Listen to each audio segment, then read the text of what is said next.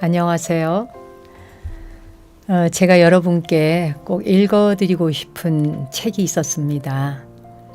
그 고요한 소리에서 번역하여 펴낸 책 중에 그 부처님 그분이라고 하는 책을 읽어드렸더니 그 많은 분들의 어떤 반응이 참 좋았습니다. 자, 그럼 다음 편으로 무엇을 읽어드리고 싶었는가?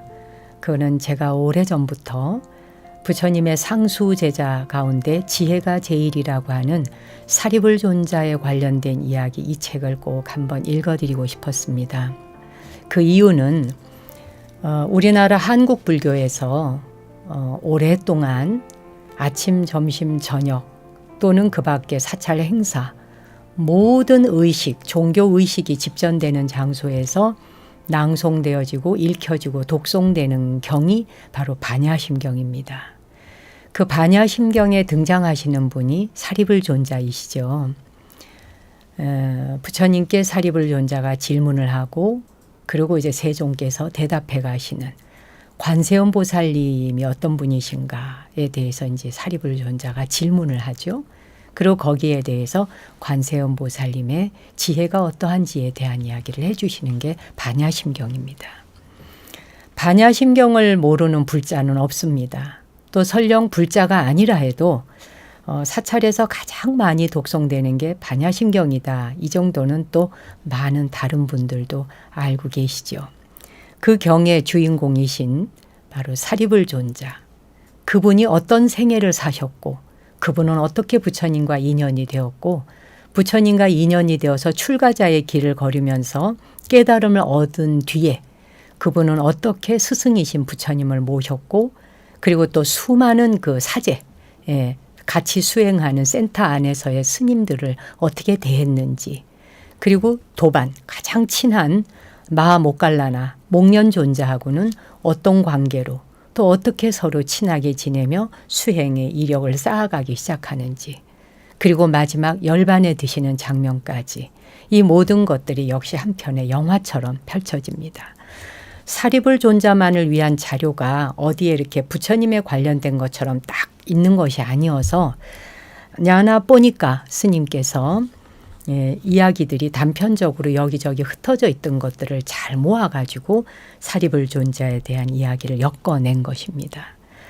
이제 오늘부터 사리불존자에 관한 이야기를 이렇게 3회에 걸쳐서 낭송해 드릴까 합니다.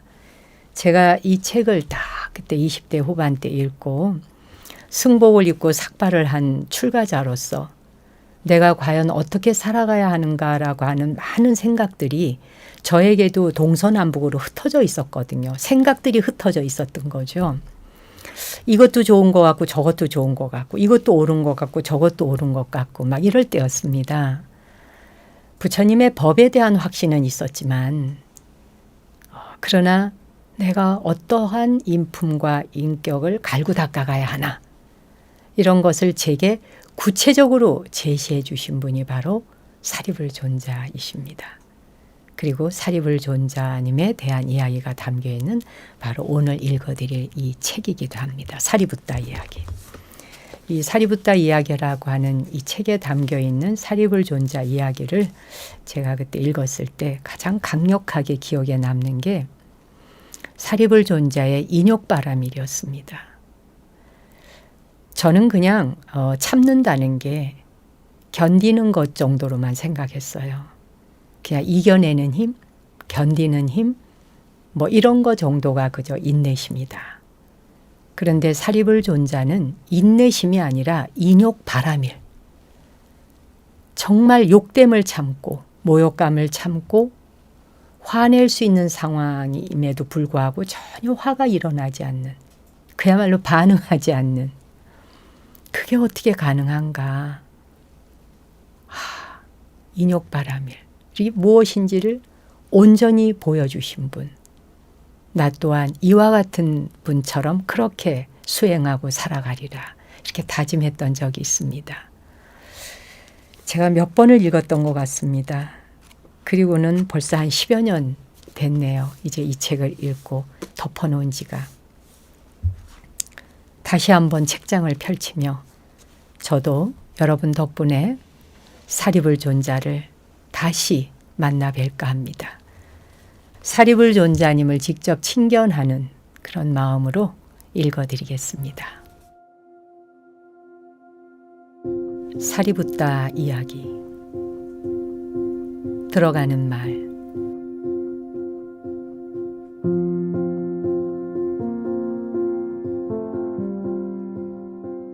스리랑카의 절에 가면 부처님 상 양옆에 두 나한상이 모셔져 있는 모습을 흔히 볼 수 있다. 그 나한상은 한쪽 어깨에 가사를 걸친 편단 우견 차림으로 두 손을 합장하고 공경하는 자세로 서 있다. 그들의 발치에서는 신신 깊은 신도들이 바친 꽃을 흔히 볼 수 있다. 이 두 분 나한이 누군가 하면 부처님의 상수제자 사리붓다와 마하모갈라나이다. 사리붓다는 부처님 오른편에, 모갈라나는 왼편에 서 있는데 그것은 바로 두 분이 생전에 차지했던 자리인 것이다. 19세기 중엽 산치 대탑이 발굴되었을 때 두 개의 석재 사리함이 들어있는 유물이 발견되었는데 북쪽의 사리함에는 마하모갈라나의 사리가, 남쪽의 사리함에는 사리붓다의 사리가 모셔져 있었다. 역사가 2000년 이상 인간 삶의 무상한 드라마를 연출하며 흐르는 동안 그들은 그런 모습으로 함께 잠들어 있었던 것이다. 로마 제국이 일어났다 쓰러지고 고대 그리스의 영화는 이미 아득한 추억으로 변한 지 오래고 새로운 종교들이 세력을 다투면서 심지어는 피와 불로 지구를 물들이다가 종국에는 테베나 바빌론처럼 역사 속으로 숨어버리고 말았으며 부처님의 가르침을 들어보지도 못한 세대들이 태어났다 사라져가는 동안 상업주의의 물결은 문명의 거대한 중심축을 서서히 동양으로부터 서양으로 옮겨놓고 말았다. 그러나 이 모든 일들의 아랑곳 없이 성스러운 두 제자의 유골은 고스란히 보존되어 왔고 정작 그들을 낳아준 고향 땅에서는 잊혀졌지만 두 분에 대한 기억은 부처님의 가르침이 전파된 곳이라면 어디에서나 소중히 간직되어 왔다. 그리고 두 분의 생애에 관한 이야기는 처음에는 구전으로 나중에는 그 어떤 종교의 성전보다 훨씬 방대하고 상세한 경률론 3장의 기록을 통해 전해 내려오고 있다. 상자부 불교 국가에서는 이 두 분이 부처님 다음으로 가장 존경을 받고 있다. 불교 역사에서 부처님의 존함만큼 빼놓을 수 없는 자리를 차지하고 있는 것이 이분들의 이름이다. 그들의 생애를 둘러싸고 그토록 많은 전설들이 생겨났다면 이는 두 분에 대한 존경심이 극진하다 보니 세월과 더불어 자연스레 생겨난 결과로 봐야 할 것이다. 이분들이 그토록 높이 존경받는 데는 그만한 이유가 있다. 부처님 직계 제자들만큼 스승을 지극히 섬기며 참된 길을 걸었던 예가 과연 다른 종교에도 있었던가? 이 책을 읽다 보면 여러분은 그런 사실을 분명히 알게 될 것이다. 이 책은 부처님의 제자들 중에서도 가장 위대한 두 제자 중에 한 사람으로 그 지혜의 깊이나 넓이, 해탈의 교리를 가르치는 능력 등에서 수승하기가 부처님 다음이던 사문 사리붓다의 이야기이다.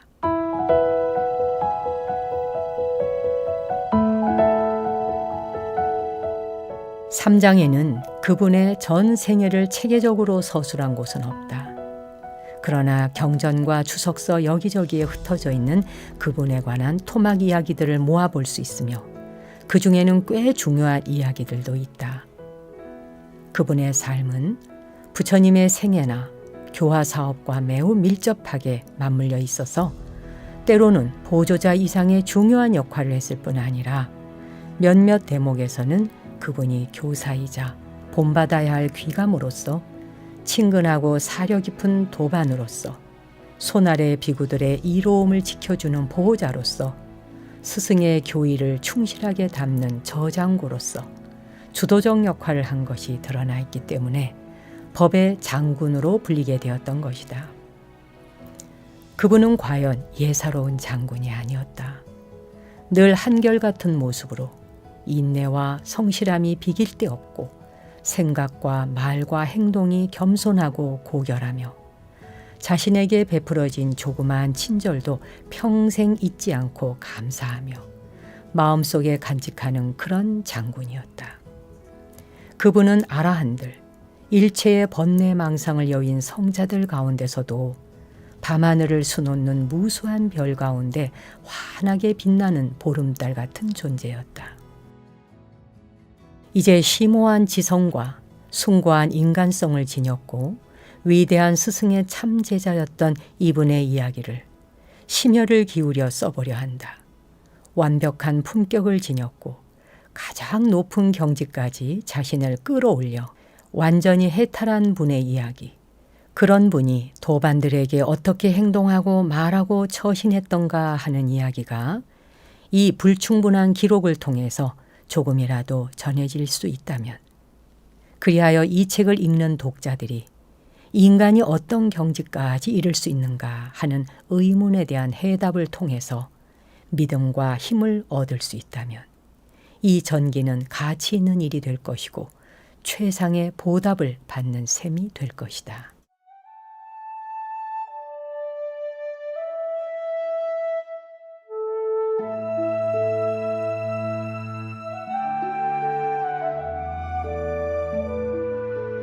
법을 찾아서.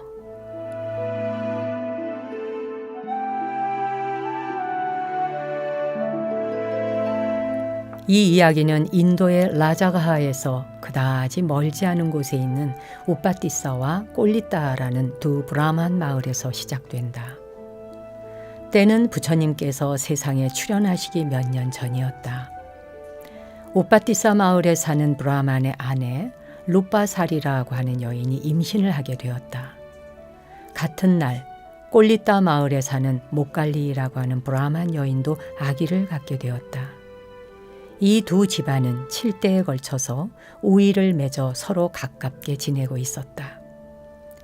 태기가 보이는 날부터 양가의 식구들은 장차 어머니가 될 이 두 부인을 정성껏 보살폈고 10개월 후 같은 날에 두 여인은 아들을 낳았다.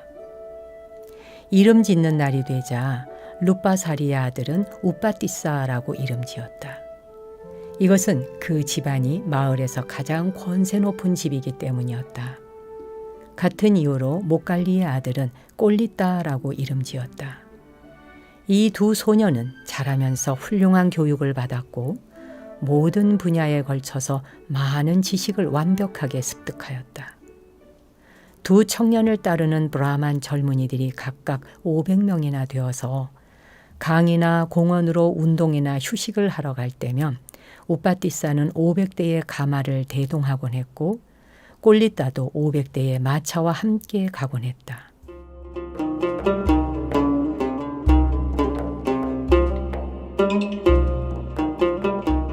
당시 왕사성인 라자가하에서는 매년 열리는 산마루 축제가 벌어졌다.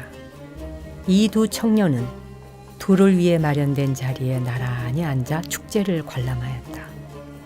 우스운 장면에는 함께 웃고 박진감 넘치는 장면에는 함께 흥분했다. 돈을 써가며 다른 구경거리도 보았다. 이런 식으로 두 청년은 이틀 동안 축제를 즐겼다. 그러나 사흘째가 되자 전에 없던 생각이 그들의 마음속에 그림자를 들이우게 되어 더 이상 웃을 수도 흥을 느낄 수도 없게 되었다. 놀이와 춤을 구경하며 앉아있을 때 문득 사람은 모두 죽어야 한다는 무서운 생각이 그들의 마음에 떠올랐던 것이다.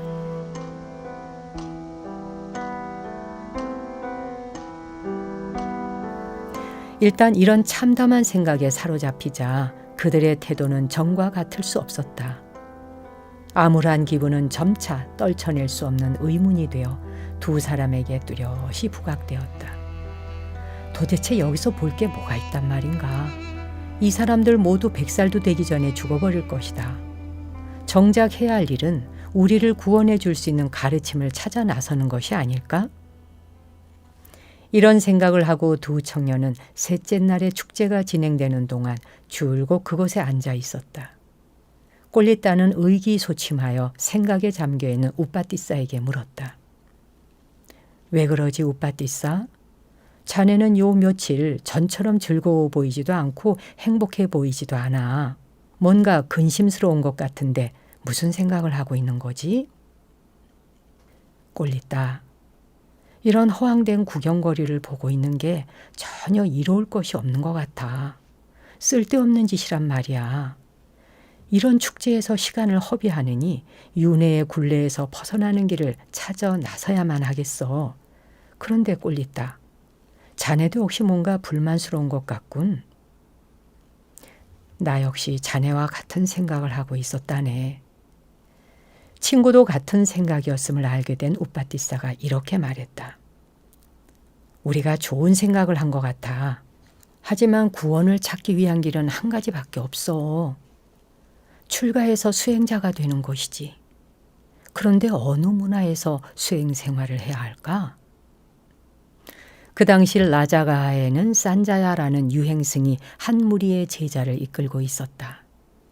그의 문화에 들어가기로 결정한 우빠띠싸와 꼴리따는 각자 거느리던 500명의 브라만 청년들을 이끌고 산자야의 제자가 되었다. 그들이 제자가 된 후 산자야의 명성은 더욱 높아졌고 후원도 풍족해졌다.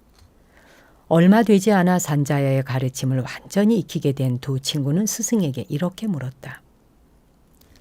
스승님의 가르침은 이것이 전부입니까? 아니면 더 있습니까? 이것이 전부라네. 그대들은 내가 아는 것을 모두 다 배웠어. 이 대답을 듣자 그들은 이런 생각을 하게 되었다. 그렇다면 더 이상 그의 밑에서 수행 생활을 계속하는 것은 무의미하다. 우리는 구원의 가르침을 찾아 출가를 했으나 이 스승의 밑에서는 찾지 못했다. 그러나 인도는 광활하다. 크고 작은 수많은 마을과 도시를 찾아다니면 우리가 찾고 있는 가르침을 주실 스승을 틀림없이 만날 수 있을 것이다. 그 후 현명한 수도자나 브라만이 어디 있다 하는 소식을 듣기만 하면 두 청년은 언제나 그리로 찾아가 가르침을 받았다. 이 두 사람은 남들이 던지는 질문에는 막힘없이 대답할 수 있었지만 막상 자신들이 품고 있는 의문에 해답을 줄 수 있는 사람은 찾을 수가 없었다.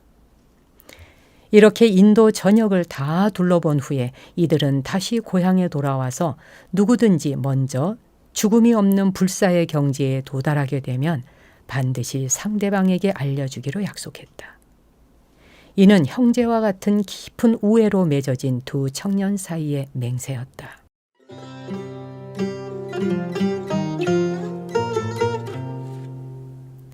이런 결의를 맺은 지 얼마 되지 않아 세존이신 부처님께서 라자가하로 오시게 되었다.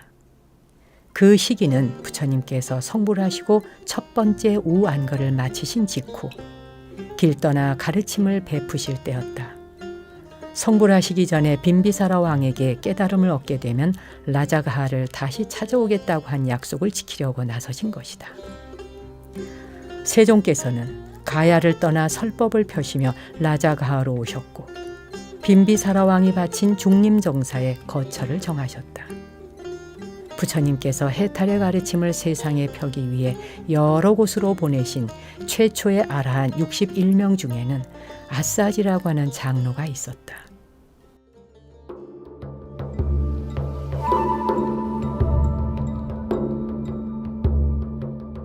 그는 부처님께서 성불하시기 전에 함께 있었던 5 수행자 중에 한 사람이자 옛 도반이었고 세종께서 정등각을 얻으신 후에 첫 제자가 된 5명 중에 한 사람이었다.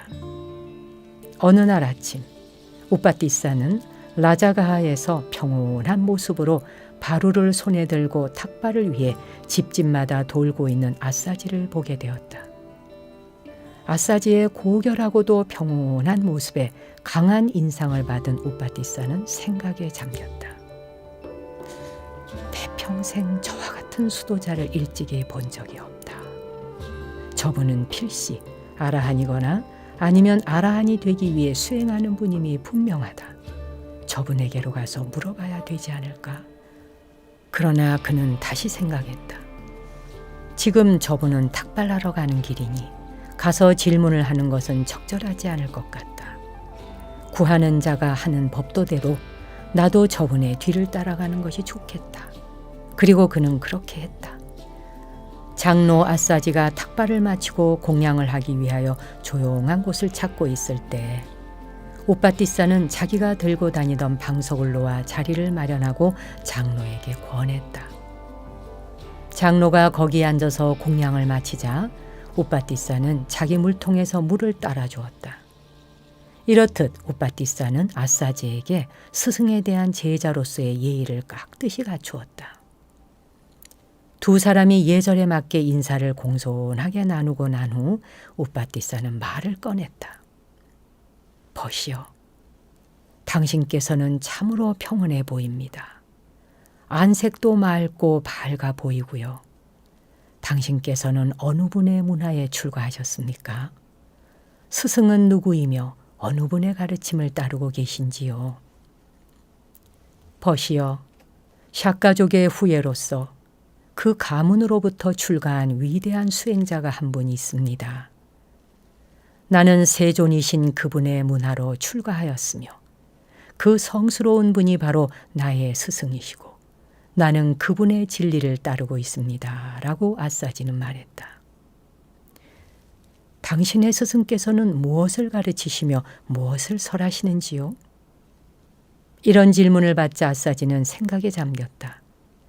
이런 방랑하는 사문들은 흔히 부처님의 가르침에 반대한다.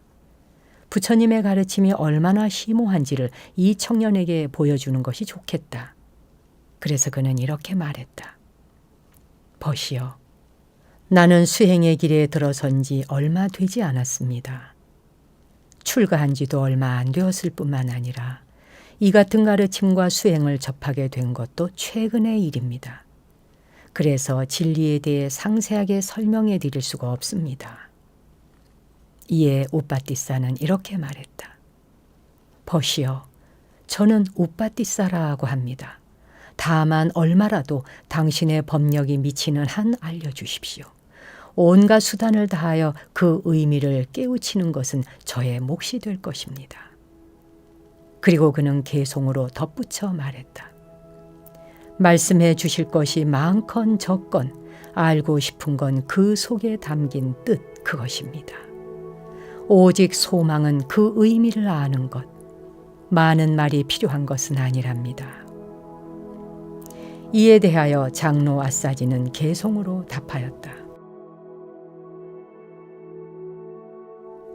원인이 있어 생겨나는 이 모든 것들에 대해 열애께서는 그 원인을 일러주셨나니 또 이 모든 것들이 멸한다는 것, 그것까지도 대사문께서는 설하셨습니다.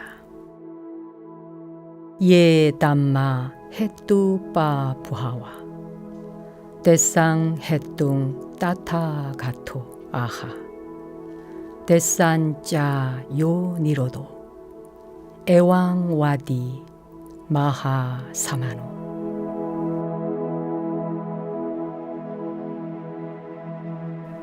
이 개송의 처음 두 구절을 듣고서 우빠띠사는 번뇌를 벗어나 불법에 대한 흠없는 통찰을 이룸으로써 불사의 첫걸음인 예류향에 들었고 마지막 두 구절을 들을 때는 이미 예류과를 이루었다.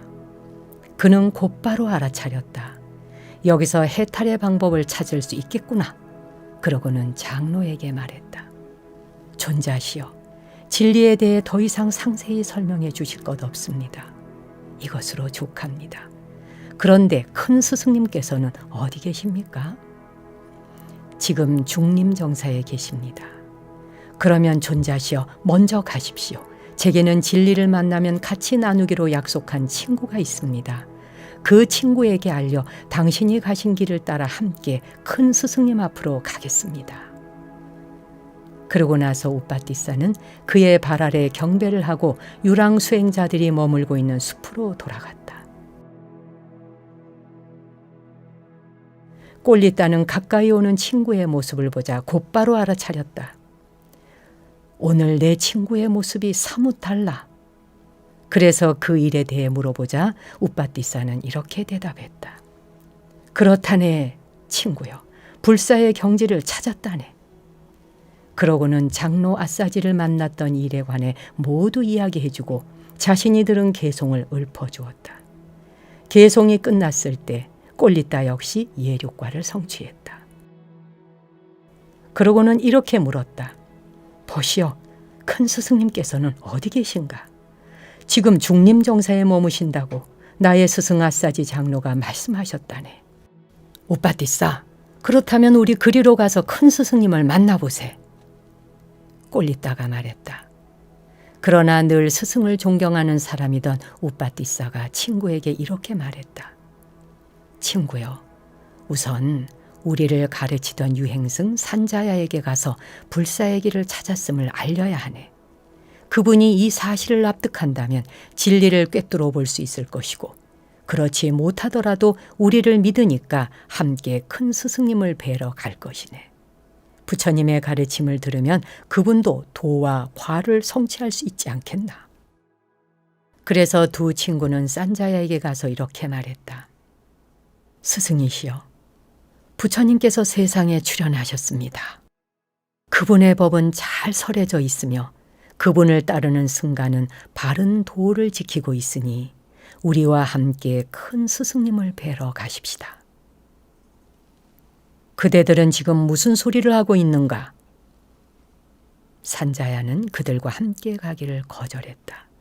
오히려 그 두 사람에게 자기 집단의 공동 지도자가 되어준다면 크나큰 이익과 명성을 얻게 될 것이라고 설득했다. 그러나 그들은 결심을 굽히지 않으며 이렇게 말했다. 우리는 끝끝내 제자의 위치에 머물더라도 개의치 않습니다. 다만 스승께서는 갈 것인지 아닌지를 결정하셔야 합니다. 그러자 산자야는 생각했다. 저들은 아는 것이 많으니 내가 뭐라고 말해도 듣지 않겠군. 그러고는 이렇게 대답했다. 자네들은 가도 좋지만 난 못 가네. 어찌하여 못 가십니까, 스승님? 나는 많은 사람들의 스승이 아닌가. 내가 지금 다시 제자의 자리로 되돌아가게 되면 이는 마치 큰 물통이 조그마한 물병으로 변하는 것이나 마찬가지지. 이제 와서 누구의 제자로 살아갈 수는 없네. 그렇게 생각하지 마십시오, 스승이시여. 하고 그들이 간청했다. 그냥 내버려 두게, 이 사람들아. 자네들은 가도 좋지만 나는 못 가네. 스승이시여, 부처님께서 이 세상에 출현하셔서 많은 사람들이 그분에게로 구름처럼 몰려들어 무리를 이루고 향과 꽃으로 존경을 표하고 있습니다. 우리도 그분에게 가야 합니다. 이제 당신은 어떻게 되려고 그러십니까? 이 말에 산자야는 다음과 같이 물었다. 이 사람들아, 이 세상에 현명한 사람이 많은 것 같은가, 아니면 어리석은 사람이 많은 것 같은가? 어리석은 사람은 많지만 현명한 사람은 많지 않습니다. 여보게들, 그것이 사실이라면 현명한 자들은 현명한 수행자 고따마에게 갈 것이고 어리석은 자들은 어리석은 나에게 올 테지. 자, 이제 자네들이나 가보게. 나는 가지 않겠네. 그래서 두 친구는 이런 말을 남기고 떠났다. 스승이시여, 언젠가는 당신이 실수했음을 알게 될 것입니다.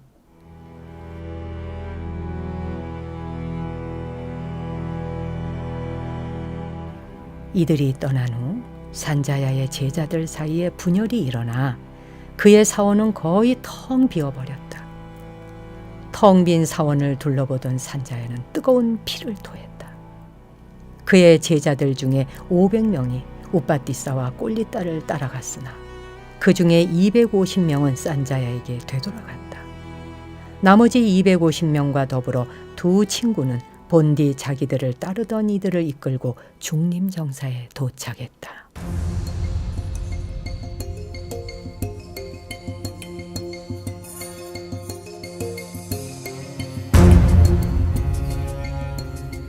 그곳에서 부처님은 사부대중에 둘러싸여 법을 설하고 계셨다.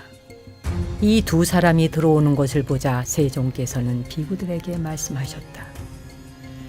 저기 오고 있는 두 사람, 우빠띠사와 꼴리따는 장차 나의 뛰어난 한 쌍의 제자가 될 것이다. 두 친구는 부처님 가까이 다가가서 지극한 마음으로 절을 한 후에 한쪽에 앉았다. 자리를 잡은 후 이렇게 세존께 여쭈었다.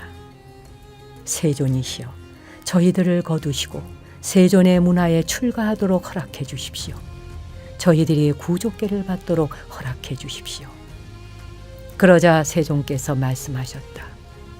오라 비구들이여, 불법은 참으로 잘 설해졌도다. 고를 멸하기 위해 청정한 삶을 영위하도록 하라. 이 말씀만으로 부처님께서는 두 존자를 받아들이셨다. 그러고 나서 부처님께서 듣는 이들의 근기를 고려하시면서 설법을 계속하시자 우빠띠사와 꿀리따를 제외하고 거기에 있던 모든 이들이 아라한과를 성취하였다. 하지만 두 친구는 그 자리에서 자신들의 도과를 더 높이지는 못했다. 왜냐하면 수제자로서 세존을 받들어야 할 두 사람의 타고난 숙명을 따르기 위해서는 더 오랜 준비 기간이 필요했기 때문이다. 두 친구가 부처님의 승단에 들어간 이후로는 경전이나 주석서에서 그들을 칭하여 우빠띠사를 사리붓다로, 꼴리따를 마하모칼라나로 부르고 있다. 모칼라나 존자는 집중적인 수행을 하기 위해 마가다국의 깔라왈라뿌따 마을에 가서 탁발하며 지냈다. 그가 수계한 지 7일째 되는 날 맹렬히 정진하고 있던 중 피로와 혼침이 엄습했다. 그러나 부처님의 동료로 피로를 물리치고 스승이 설명해 주시는 요소에 대한 관법을 듣고 있는 동안 세 단계의 높은 도, 일예과, 불한과, 아라한과를 성취함으로써 완벽한 수제자의 경지에 이르렀다. 한편 사리붓다 존자는 계속 스승 곁에 머물고 있었다. 스승의 처소 근처 멧돼지굴이라는 토굴에 기거하며 라자가하에 가서 탁발을 했다. 그가 입문한 지 보름이 지났을 때 세존은 사리붓다의 조카인 유행승 디가나카에게 설법을 해주셨다. 그때 사리붓다는 부처님의 뒤에 서서 부채질을 해드리고 있었다. 마치 남을 위해 마련한 음식을 나누어 먹듯이 스승의 법문을 주의 깊게 음미하며 귀 기울이고 있던 사리붓다는 마침내 불제자가 얻을 수 있는 최고의 지혜에 도달하여 아라한가와 사무예해를 한꺼번에 성취했다. 그리고 그의 조카는 법문이 끝났을 때 예륙과에 들었다. 더러는 이런 의문을 가질는지 모르겠다. 사리붓다는 대단히 지혜로운 분이 아니던가. 그렇다면 그런 그가 어찌 모칼라나보다 늦게 아라한과를 성취했을까? 주석서에는 그만큼 준비할 것이 많았기 때문이라고 쓰여 있다. 가난한 사람이 어디든 가려 한다면 당장의 길을 떠날 수 있다. 그러나 왕이 떠나려면 엄청난 준비를 해야 하기에 시간이 필요하다. 그와 같이 부처님의 상수제자가 되기 위해서도 시간이 필요한 것이다.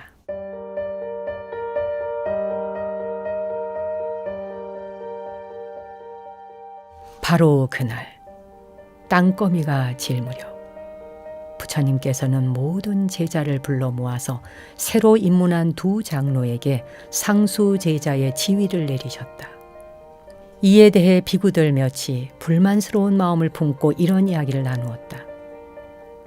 스승께서는 상수 제자의 자리를 먼저 입문한 제자들, 말하자면 5비구들에게 주셨어야 했어. 아니면 야사가 이끄는 55명의 비구들에게, 그도 아니라면 30여 막다와끼아의 무리에게, 아니면 까사빠 3형제들에게 주셨어야 했어. 그런데 스승께서는 이 모든 훌륭한 장로들을 제쳐놓고 가장 늦게 입문한 이들에게 주셨단 말이야. 부처님은 그들이 무슨 이야기를 하고 있는지 물으신 다음 이렇게 설명해 주셨다. 열애는 어떤 제자도 편애하지 않고 각자 서원한 대로 성취하게 해준다. 예를 들어서 안냐 꼰단냐는 전생에 한 번의 수학기 동안에 9번이나 공양을 올렸는데 그때 그는 수제자가 되고자 서원하지 않았다. 그의 서원은 누구보다 먼저 아라한의 경지에 도달하는 것이었고 결국 그리 되었다. 그러나 여러 겁전 아노마다시 부처님 때에 사리붓다와 모갈라나는 상수제자가 되고자 원을 세웠다. 이제 그 소원이 성취될 조건이 무르익은 것이다. 그러니 열애는 그들이 서원했던 바를 성취토록 한 것이지 편애심에서 그렇게 한 것은 아니다.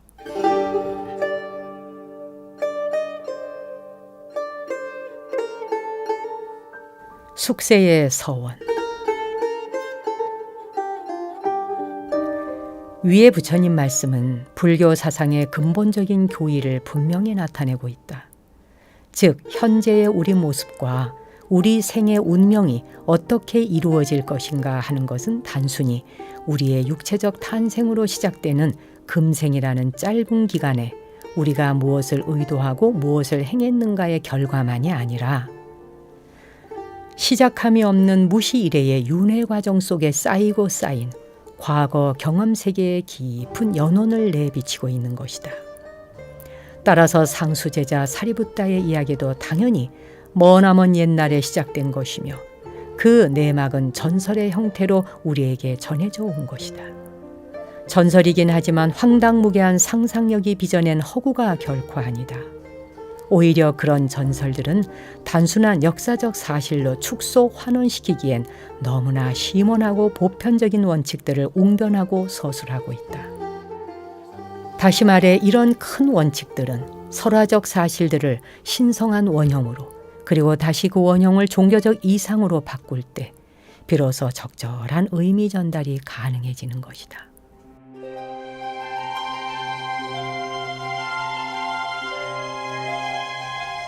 이 특별한 이야기는 수만 겁의 과거 속으로 엄청난 시간을 거슬러 올라간다. 그때의 사리붓다 존자가 될 존재는 부유한 브라만 가정에 태어났으며 사라다라고 불렸다. 동시에 미래의 모갈라나도 부유한 가정에 태어나 시리와따나라고 불렸다. 두 가정은 서로 잘 알아 두 소녀는 함께 놀고 가까운 친구가 된다. 사라다는 아버지가 돌아가시자 굉장히 많은 유산을 물려받는다.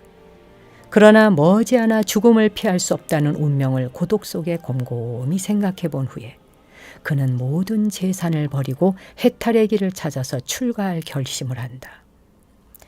사라다는 친구 시리와따나에게 가서 구도의 길에 함께 동참할 것을 청한다. 그러자 아직도 세속의 일에 너무 강하게 집착하고 있던 시리와따나는 거절한다.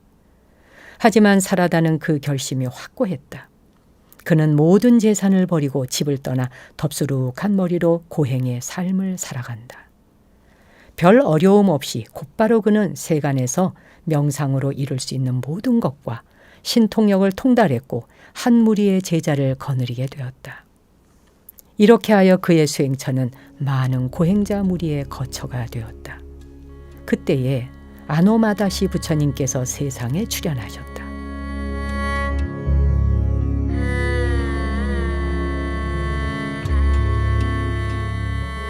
그분은 고따마 부처님으로부터 거슬러 올라가면 18번째가 되는 부처님이시다.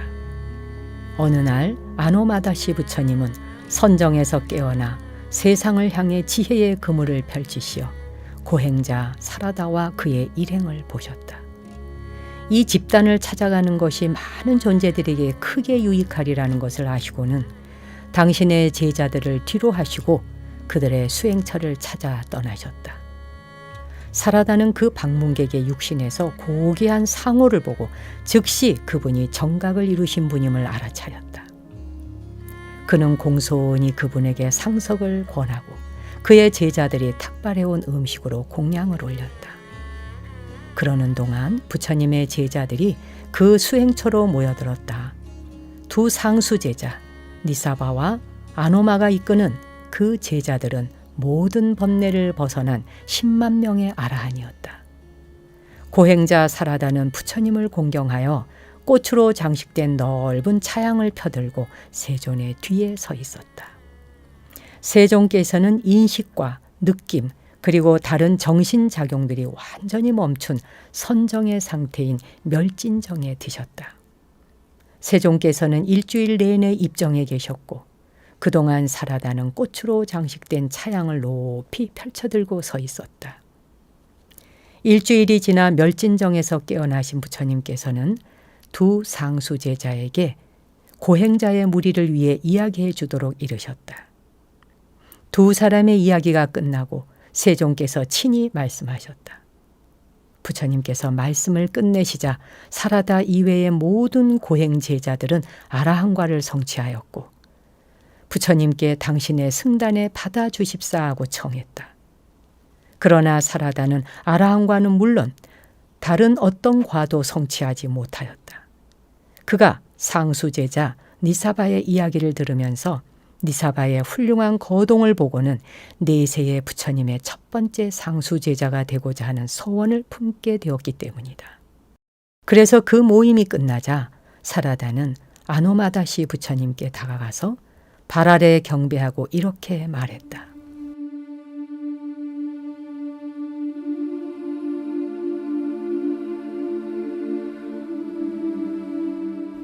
세존이시여, 제가 일주일 내내 존경심으로 당신의 머리 위에 꽃의 차양을 바쳐드린 공덕이 있다면 신들을 지배할 수 있는 힘도 대범천의 지위도 그 어떤 보답도 아니고 다만 미래의 정등각자의 상수제자가 되기를 서원할 뿐입니다. 부처님께서는 그의 서원이 이루어지겠는가를 생각하셨다. 그리고 내세로 지혜를 펼치시어 그것이 이루어질 것을 아셨다. 그래서 사라다에게 이렇게 말씀하셨다. 그대의 서원은 헛되지 않으리라. 수만 겁의 엄청난 시간이 흐른 미래에 고따마라는 이름의 부처가 세간에 출현할 것이다. 그러면 그대는 사리붓다라는 이름으로 그분의 상수제자인 법장이 될 것이다.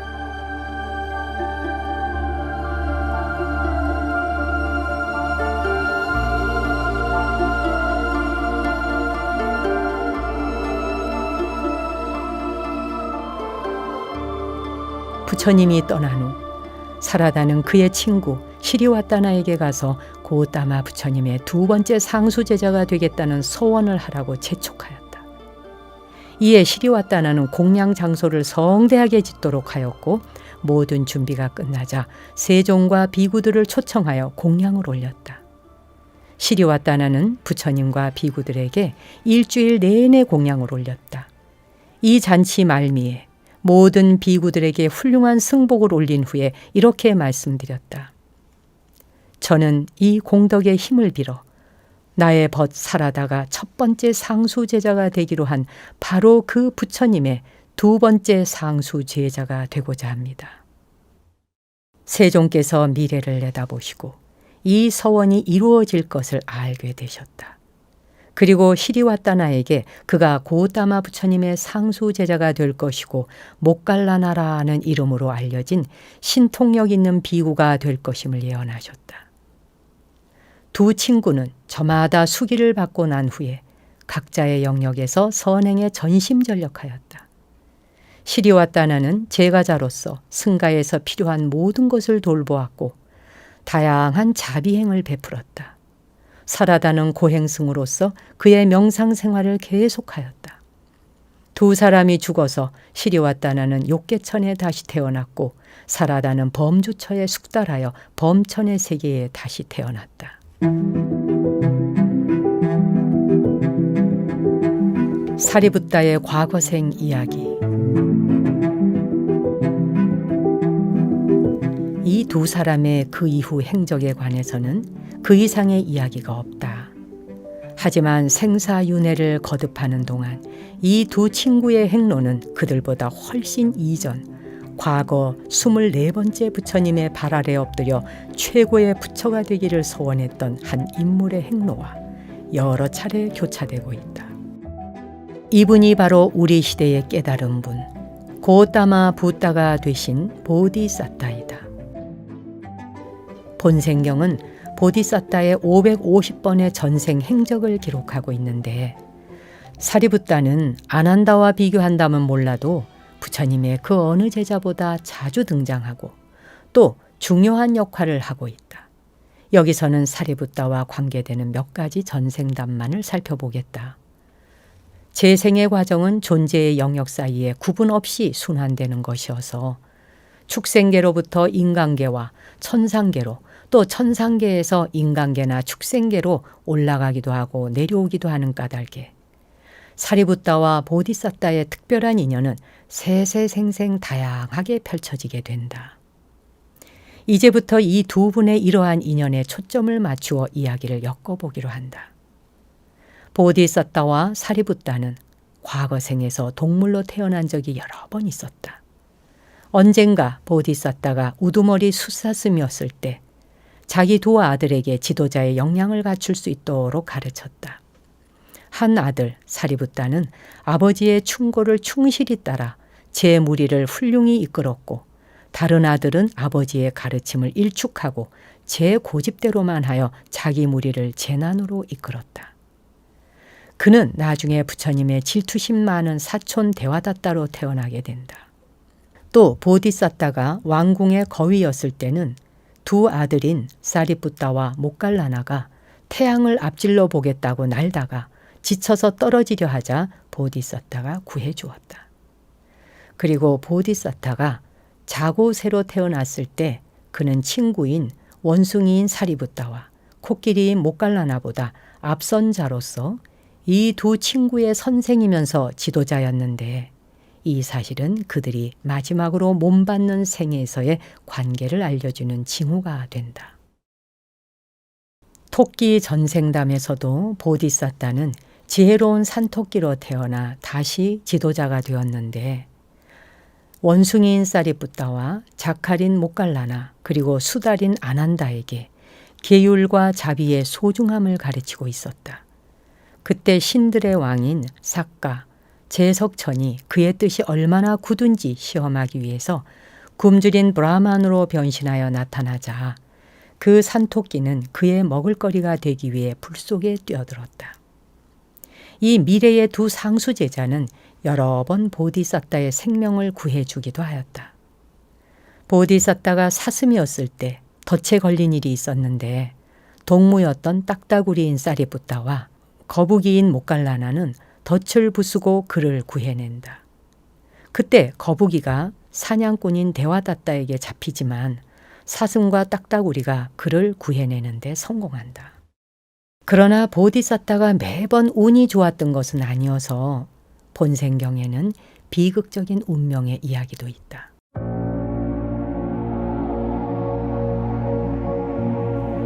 어떤 생에서는 그분께서 젊은 브라만 청년들에게 배달을 가르치는 자고새였을 때 사악한 고행자인 데와다타가 그를 잡아먹는다. 사자인 사리부타와 호랑이인 모칼라나가 친구인 자고새를 만나러 왔다가 그 고행자의 수염에 붙어있는 깃털을 보고는 그가 극악한 짓을 했음을 알게 된다.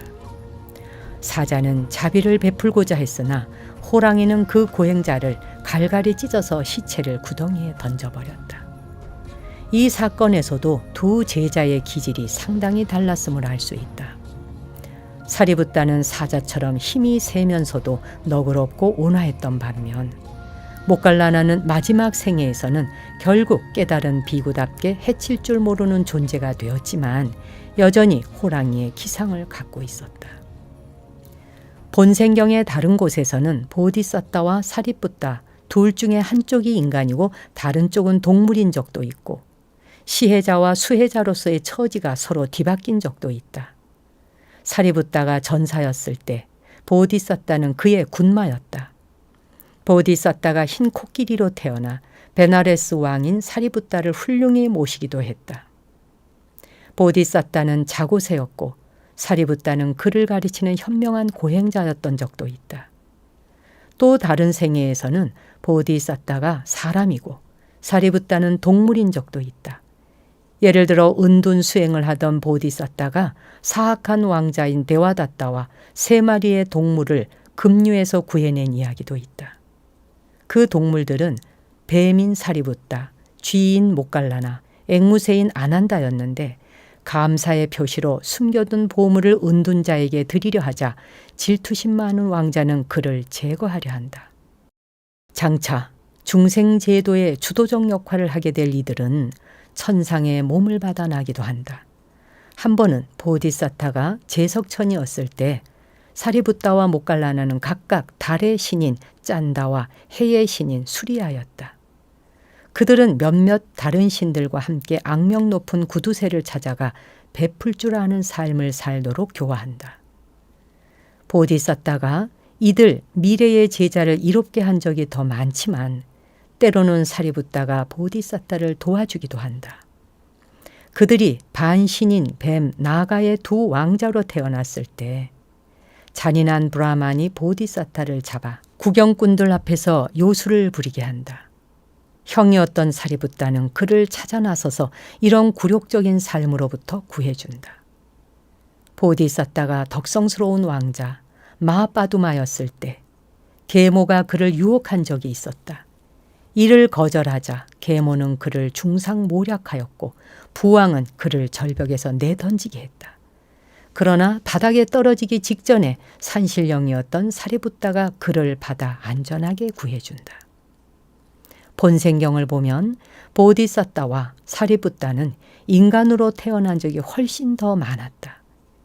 이야기마다 보디사타는 예외 없이 최고의 덕과 지혜를 드러내는 주인공으로 등장한다. 거기서 사리부타는 그분의 친구, 제자, 아들, 동생으로 나타나며 그분에게 도움이 되고 있다. 어떤 생에서는 보디사타가 왕이었고 사리부타는 마차를 끄는 시종이었다. 그들이 길에서 상대국의 왕인 아난다가 타고 가는 마차와 마주쳤을 때 사리부타와 상대국 왕의 시종인 모칼라나는 자기들이 모시는 왕의 장점을 서로 비교하게 된다. 모칼라나는 사리부타의 주인이 더 훌륭하다는 것을 인정하지 않을 수 없었다. 왜냐하면 자기 왕은 선한 사람에게는 상을 주고 악한 사람에게는 벌을 주어 다스리는데 사리부타가 모시는 왕은 선한 사람이나 악한 사람 모두에게 은혜를 베풀면서 다스리고 있기 때문이었다. 감명 깊은 인욕 전생담에서 인욕을 설하는 성자인 보디사타는 사악한 깔라보 왕인 데와다타에게서 온갖 모욕과 고문을 당한다.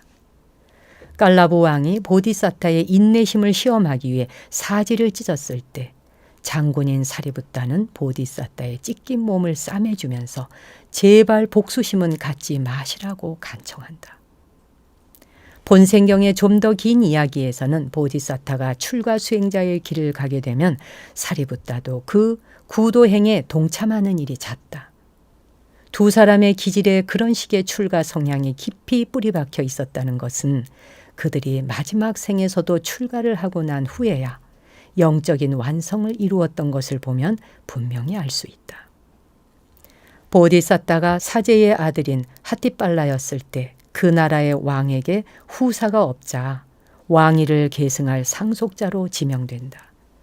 그러나 세속 삶의 위험을 알아차린 그가 고행자가 되기로 결심하자 세 아우가 뒤를 따르는데 그중 큰 동생이 미래의 사리부타였다.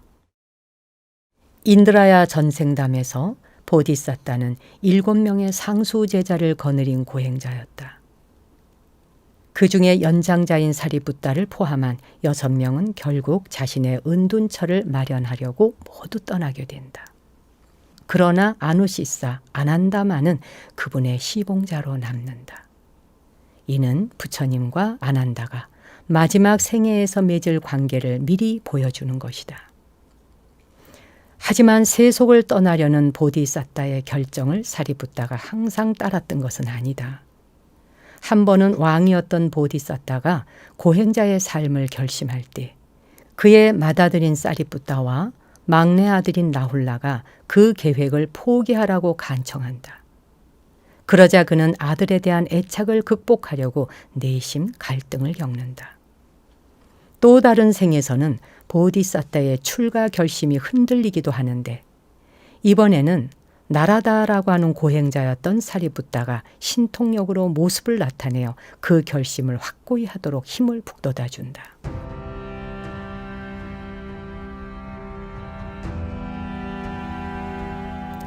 업의 풍랑에 시달리면서 이 두 거룩한 존재는 재생의 윤회 속에 세세생생 이렇게 떠돌며 살았다.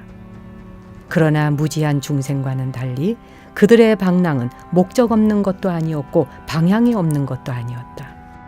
그들은 아주 먼 과거에 세웠던 서원에 의해서 인도되고 있었던 것이다. 십파라미를 행하고 계행을 완성하고 동료애와 상호 신뢰를 더욱더 결속하면서 그들은 수없이 많은 생을 보낸 후에야 그토록 오랫동안 갈구해온 목적을 실현하게 되는 것이다. 그리하여 이들이 2500년 전에 인도 중부에서 마지막 생을 받아 나셨을 때 한 분은 천상과 인간의 스승이신 고따마 부처님으로, 다른 한 분은 가장 뛰어난 제자인 법장 사리부타 존자로 태어났다.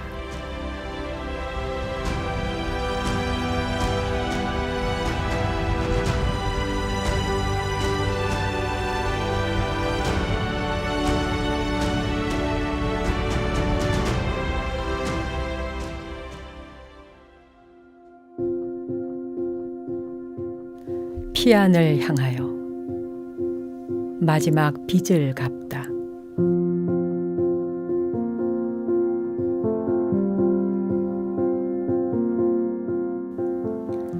이제 우리의 이야기는 부처님께서 무여열반에 드시는 해에 이르렀다. 세조는 외살리 근처의 마을 벨루아에서 우기를 보내고 안거가 끝나자 그곳을 떠나 몇 군데 들러서 사와띠의 기원정사로 돌아오셨다. 그곳에서 지혜제일 사리부타 장로는 세종께 예를 올리고 나서 그의 거처로 갔다.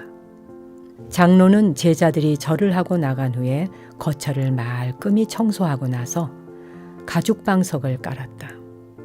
그리고 발을 씻고는 결가부자로 앉아 아라한과의 선정에 들었다. 사리부타는 미리 정해놓은 시간에 선정에서 깨어나 이런 생각을 했다. 정등각자들이 먼저 무여열반에 드는 것일까? 아니면 그분들의 상수 제자들이 먼저 무여열반에 드는 것일까? 그러고는 상수 제자들이 먼저 무여열반에 든다 하는 것을 알게 되었다. 그래서 얼마나 더 살 수 있는지 헤아려 보고 남은 기운이 이제 단 일주일을 지탱할 수 있음을 알게 되었다. 나는 어디서 무여열반에 들게 될 것인가 하고 살피던 중 이런 생각이 떠올랐다. 라훌라는 33천의 천신들 사이에서 무여열반에 들었고, 안냐 꼰단냐 장로는 히말라야의 찻단따 호수에서 무여열반에 들었다. 그러면 나는 어디에서 최후를 맞게 될 것인가? 이것을 거듭 생각하는 동안 어머니 생각이 떠올랐다. 어머니는 자식 7 모두 아라한이 되었는데도 부처님, 불법, 승가에 대한 믿음도 없었다.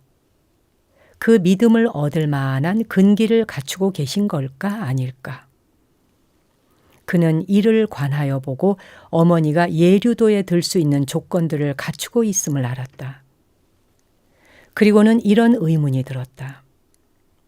어머니는 누구의 가르침을 받아 진리의 깨달음을 얻게 될 것인가?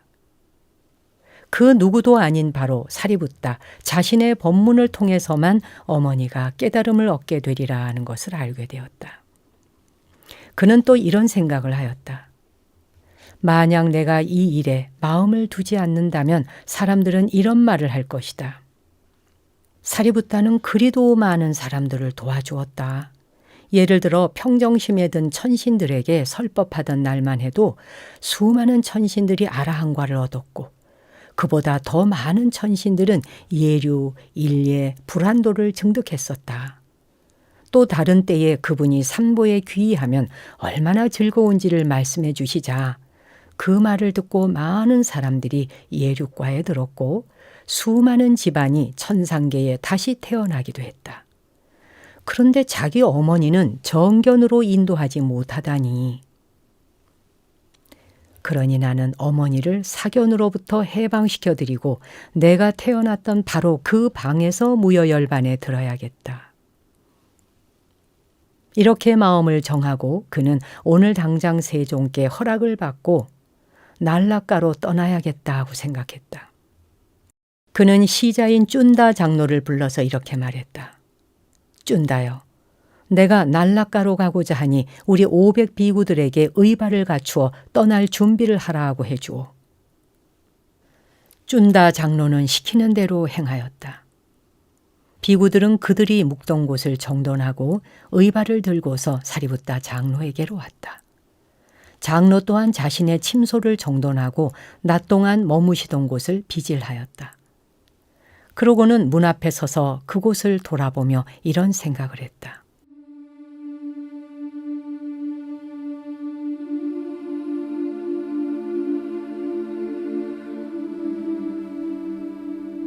이곳을 보는 것도 이제 마지막이로구나. 다시 돌아오는 일은 없으리니. 그리고 500 비구들과 함께 세종께 가서 경배한 후 이렇게 말씀드렸다. 정각자이시며 일체의 지자이신 세존이시여, 허락하여 주소서.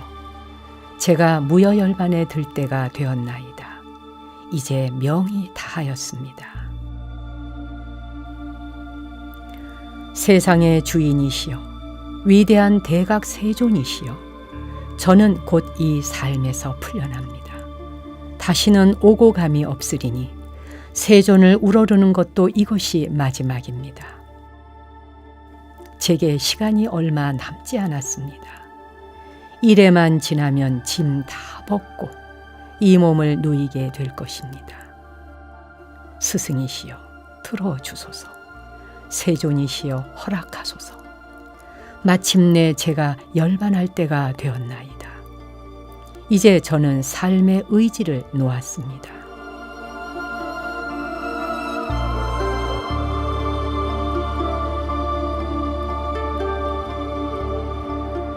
경에는 다음과 같은 이야기가 나온다. 만일 세종께서 무여열반에 들어도 좋다고 대답하셨다면 외도들은 그분께서 죽음을 예찬하고 있다고 비난할 것이고, 만일 무여열반에 들지 말라고 대답하셨다면 윤회의 굴레가 지속되는 것을 예찬하고 있다고 비난할 것이기에, 이를 아신 세종께서는 그런 식으로 말씀하시지 않고 어디에서 무여열반에 들려 하는가 하고 물으셨다는 것이다. 사리붓다는 마가다국 난락가 마을, 제가 태어났던 방에서 열반에 들겠습니다 하고 대답했다. 그러자 세종께서는 이렇게 말씀하셨다. 사리붓다여, 시의적절하다고 생각되는 바를 행하시오. 하지만 승단의 형제들은 그대 같은 비구를 만날 기회가 다시는 없을 것이니 그들에게 마지막으로 법을 설하여 주시오. 이에 장로는 자신의 놀라운 법력을 다 드러내는 설법을 하였다. 불법의 가장 높은 경지에 올라갔다가 세간적 진리의 경지에 내려오고 다시 오르기도 하고 또 내려오며, 때로는 직설로 때로는 비유를 구사하여 법을 설하였다. 설법을 마치고 그는 세존 앞에 엎드려 경배했다. 세존의 다리를 부여안고는 이렇게 말하였다. 저는 세존 앞에 엎드려 경배할 수 있기까지 무량겁에 걸쳐 10바라미를 구족하게 닦아왔습니다. 제 간절한 소망은 이루어졌습니다. 앞으로는 만날 일도 스칠 일도 없을 것입니다. 이제 그 두텁던 인연도 타였습니다. 저는 곧 늙음도 죽음도 없이 평화롭고 복되고 번뇌 없이 안온한 곳, 수만의 부처께서 들어가셨던 그곳, 열반으로 들어갑니다. 저의 말이나 행동이 세존을 기쁘게 해드리지 못한 점이 있다면 세존이시여 용서하소서. 이제 가야 할 시간입니다.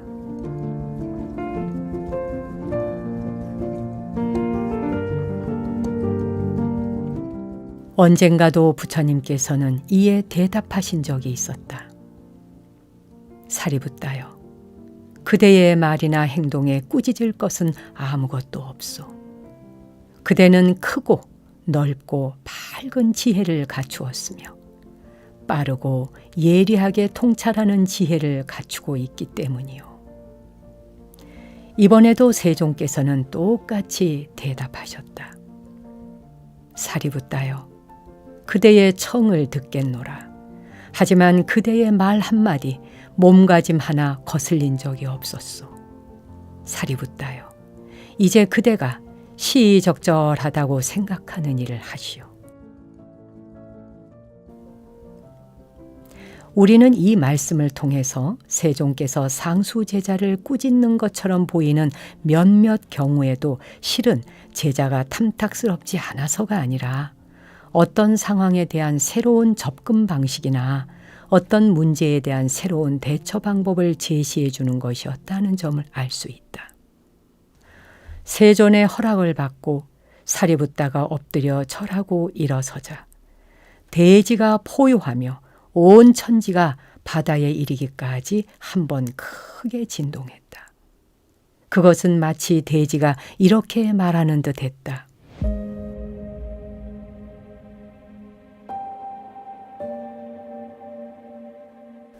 메루산 주변 이 첩첩의 산과 거대한 히말라야 산맥을 떠받치고 있는 나로서도 오늘 이처럼 쌓인 엄청난 덕은 감당할 수가 없구나. 그러고는 크나큰 우레가 하늘을 갈라놓았고 먹장 같은 구름이 나타나더니 큰 비가 쏟아져 내렸다.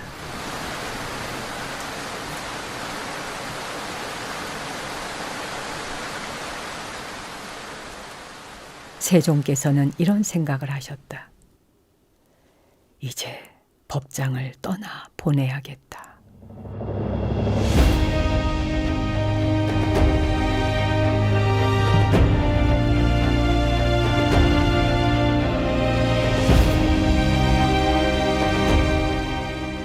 그리고 법상에서 일어나 당신께서 거처하시는 향실로 가서 보좌에 서셨다. 사리붓다는 향실을 오른쪽으로 세 바퀴 돌면서 동서남북에 절하며 이런 생각을 하였다.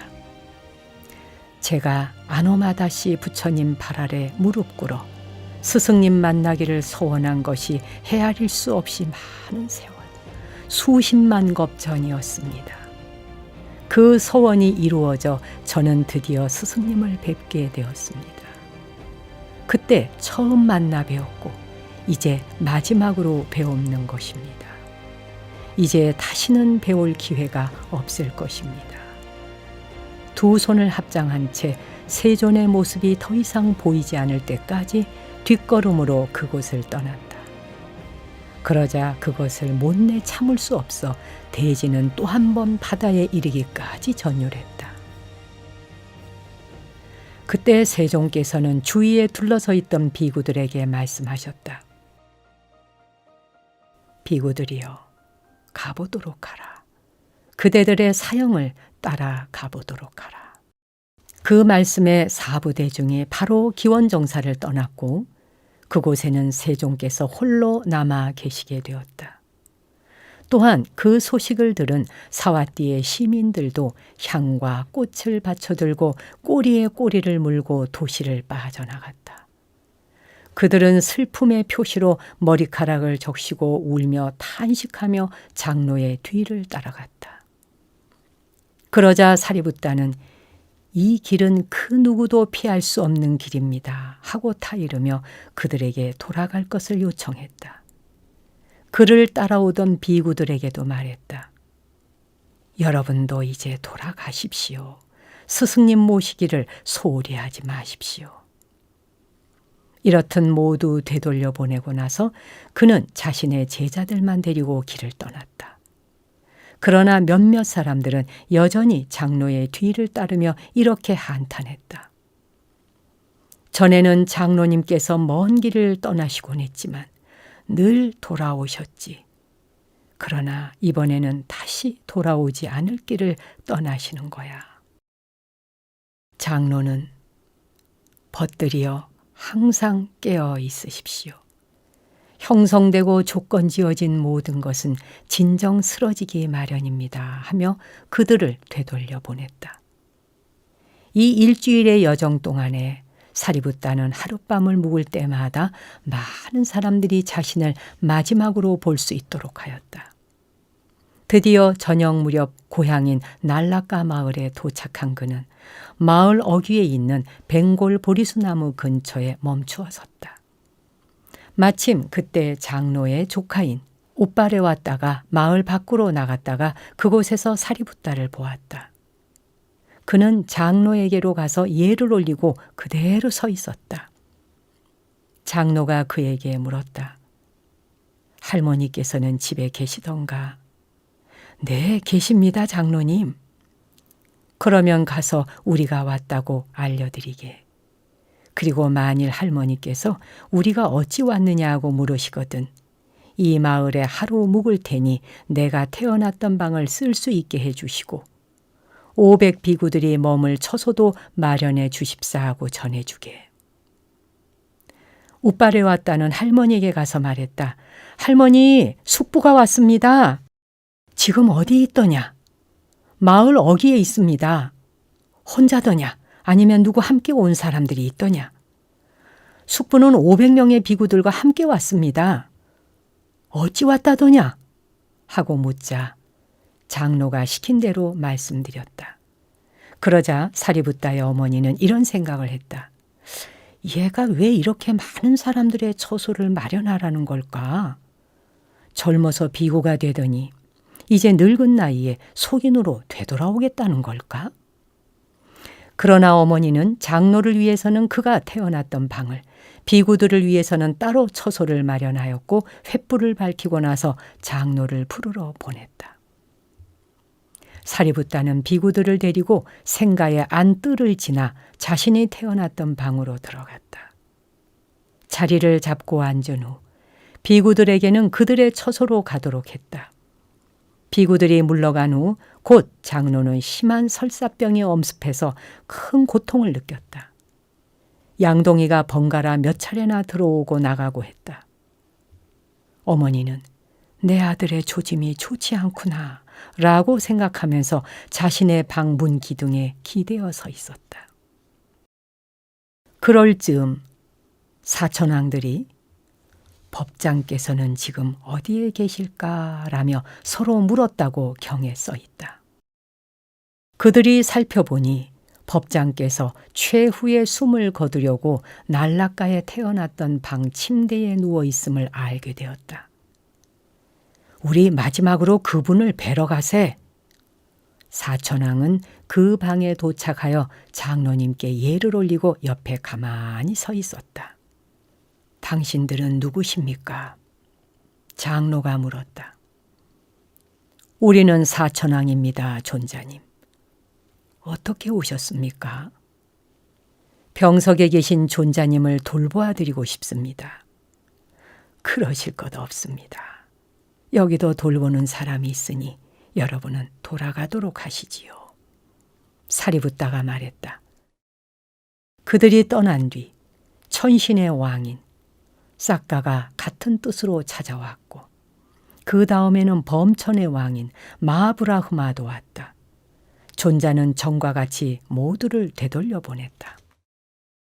이처럼 천상계의 존재들이 왔다가 가는 모습을 보며 브라만 여인인 어머니는 내 아들에게 경의를 표하고 떠나는 저들이 누구란 말인가 하는 의문에 사로잡혔다.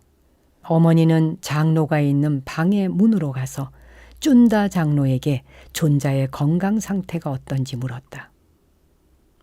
쭌다 장로는 사리붓다 존자에게 우바이 노부인께서 오셨습니다고 말하며 어머니의 질문을 그대로 전했다.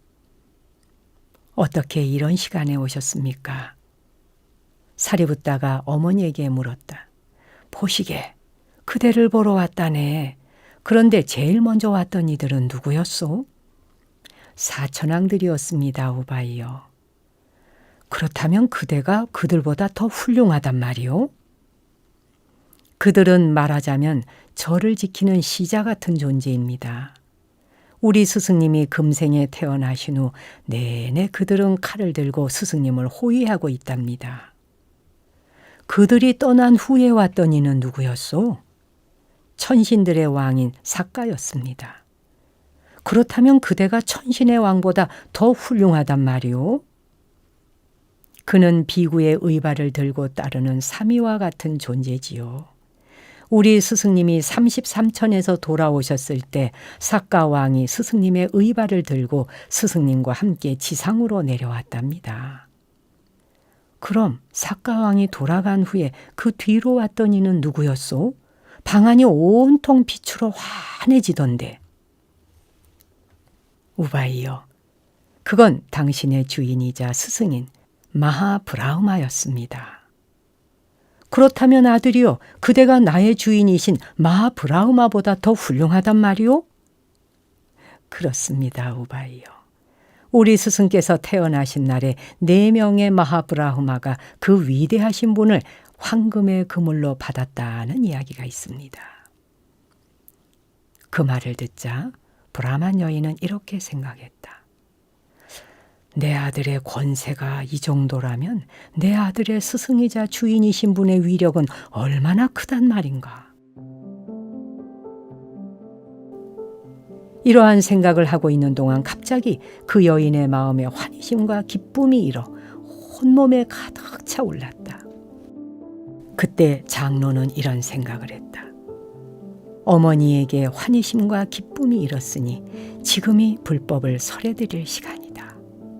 그러고는 이렇게 물었다. 우바이여, 무슨 생각을 하고 있었나요? 내 아들의 덕성이 그 정도일진데 그 스승님의 덕성은 어떨 것인가 생각하고 있었지요. 나의 스승님이 태어나셨을 때 그분이 세속의 삶을 포기하고 위대한 출가를 하셨을 때, 그분이 성도를 하셨을 때, 그리고 초전법륜을 굴리셨을 때, 이 모든 때마다 수없이 많은 세계가 전율하고 진동했습니다. 계행, 선정, 지혜, 해탈, 그리고 해탈 직연에 있어서 그분에 필적할 만한 이는 없습니다. 그리고 나서 참으로 세조는 이런 분이시니 라고 경배를 올리는 구절들을 자세히 설명해 주었다. 이렇듯 그는 어머니에게 부처님의 덕성을 근거로 불법을 설명해 드렸다. 사랑하는 아들이 해주는 법문이 끝나자 이 브라만 여인은 예륙과에 확고히 들었다.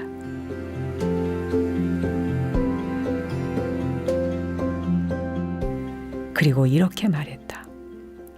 아, 사랑하는 우빠띠사요. 왜 이제야 말해주는가요? 불사의 감노지혜를 왜 그토록 오랜 세월 동안 내게 말해주지 않았던가요?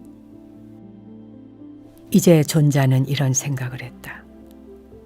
이제 나는 어머니인 브라만 여인 루빠사리에게 나를 키워준 보답을 하였다.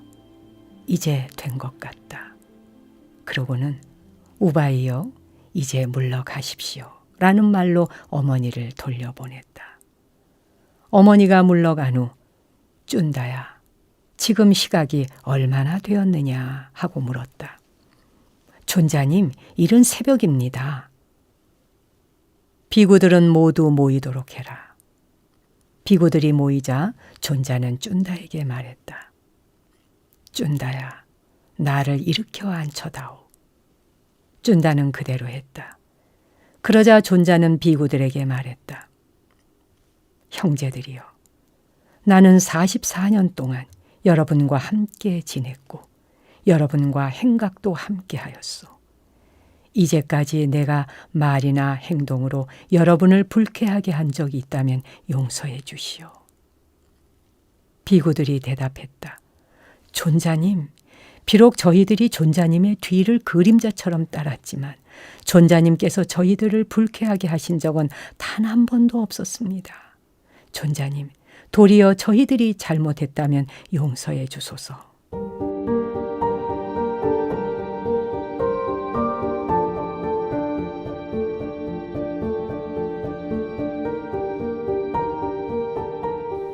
그러고 나서 존자는 넓은 가사로 몸을 감싸고 얼굴도 덮고 나서 오른쪽을 아래로 하고 누웠다.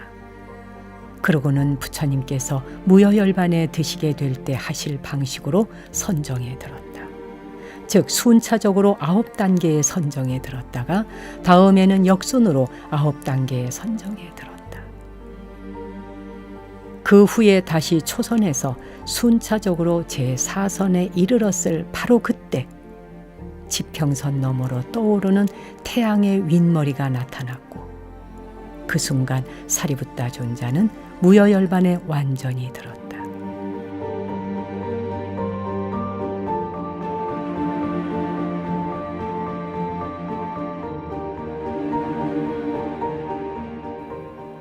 그날이 까띠까 달의 보름날이었는데 이는 양력으로 10월과 12월에 해당하는 달이다. 브라만 노부인은 자기 방에서 이런 생각을 했다. 아들은 좀 나은가? 말소리가 끊겼네.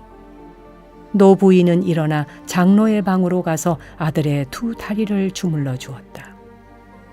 그러다가 장로가 죽은 것을 알고 그의 발 아래 쓰러져 큰 소리로 한탄하였다. 아, 사랑하는 아들이여, 그대의 덕성을 예전에 미처 몰랐었구나. 뭘 몰라서 수백의 비구들을 환대하지도 시주하지도 못해 좋은 복을 짓지 못했구나. 또 절도 하나 짓지 못했으니 그 복도 못 쌓았구나. 노부인은 해가 떠오를 때까지 이렇게 탄식하였다. 해가 뜨자 노부인은 사람을 시켜 금은 세공인을 불러와 보물 창고를 열도록 하고는 황금 몇 주머니를 큰 저울에 가득 달도록 했다. 그 황금을 금은 세공인에게 주어 장례용 장엄구를 준비하라고 시켰다. 기둥과 아치를 세우고 마을 한가운데 좋은 목재로 정자를 짓도록 했다. 정자 중앙에는 박공이 장식된 커다란 구조물이 세워졌고 그 둘레에는 아치와 기둥이 모두 금으로 장식된 난간이 둘러쳐졌다. 그런 다음 인간과 천신들이 함께하는 성스러운 장례식이 시작되었다. 수많은 사람들이 모여 한 주일 내내 성스러운 의식을 치르고 난 후 향기나는 갖가지의 나무를 쌓아 화장용 장작더미를 만들었다. 그 위에 사리부tta 존자의 주검을 올려놓고서 향기나는 나무 뿌리 몇 묶음으로 불을 지폈다. 밤이 새도록 화장은 계속되었고 대중들은 불법에 대한 여러 법문을 들었다. 그런 후에 아누루타 장로가 다 타고 남은 불꽃을 향기나는 물로 껐다. 쭌다 장로가 유골을 주워 모아서 거름망에 담았다. 그러고 나서 쭌다 장로는 생각을 했다. 나는 더 이상 여기서 지체해서는 안 되겠다. 우리 큰 형님이시며 법장이신 사리부tta 존자께서 입적하신 것을 정등각잡게 말씀드려야겠다. 그는 천에 쌓인 유골과 사리부tta의 의발을 들고서 사와띠로 떠났다. 묵어야 할 곳에서 하룻밤씩만 머물며 여정을 서둘렀다.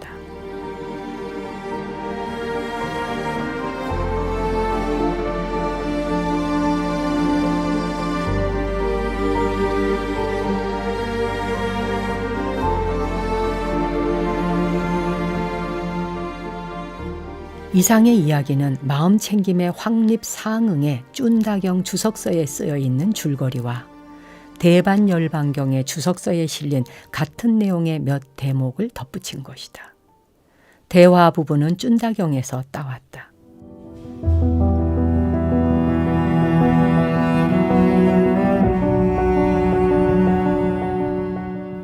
쭌다경.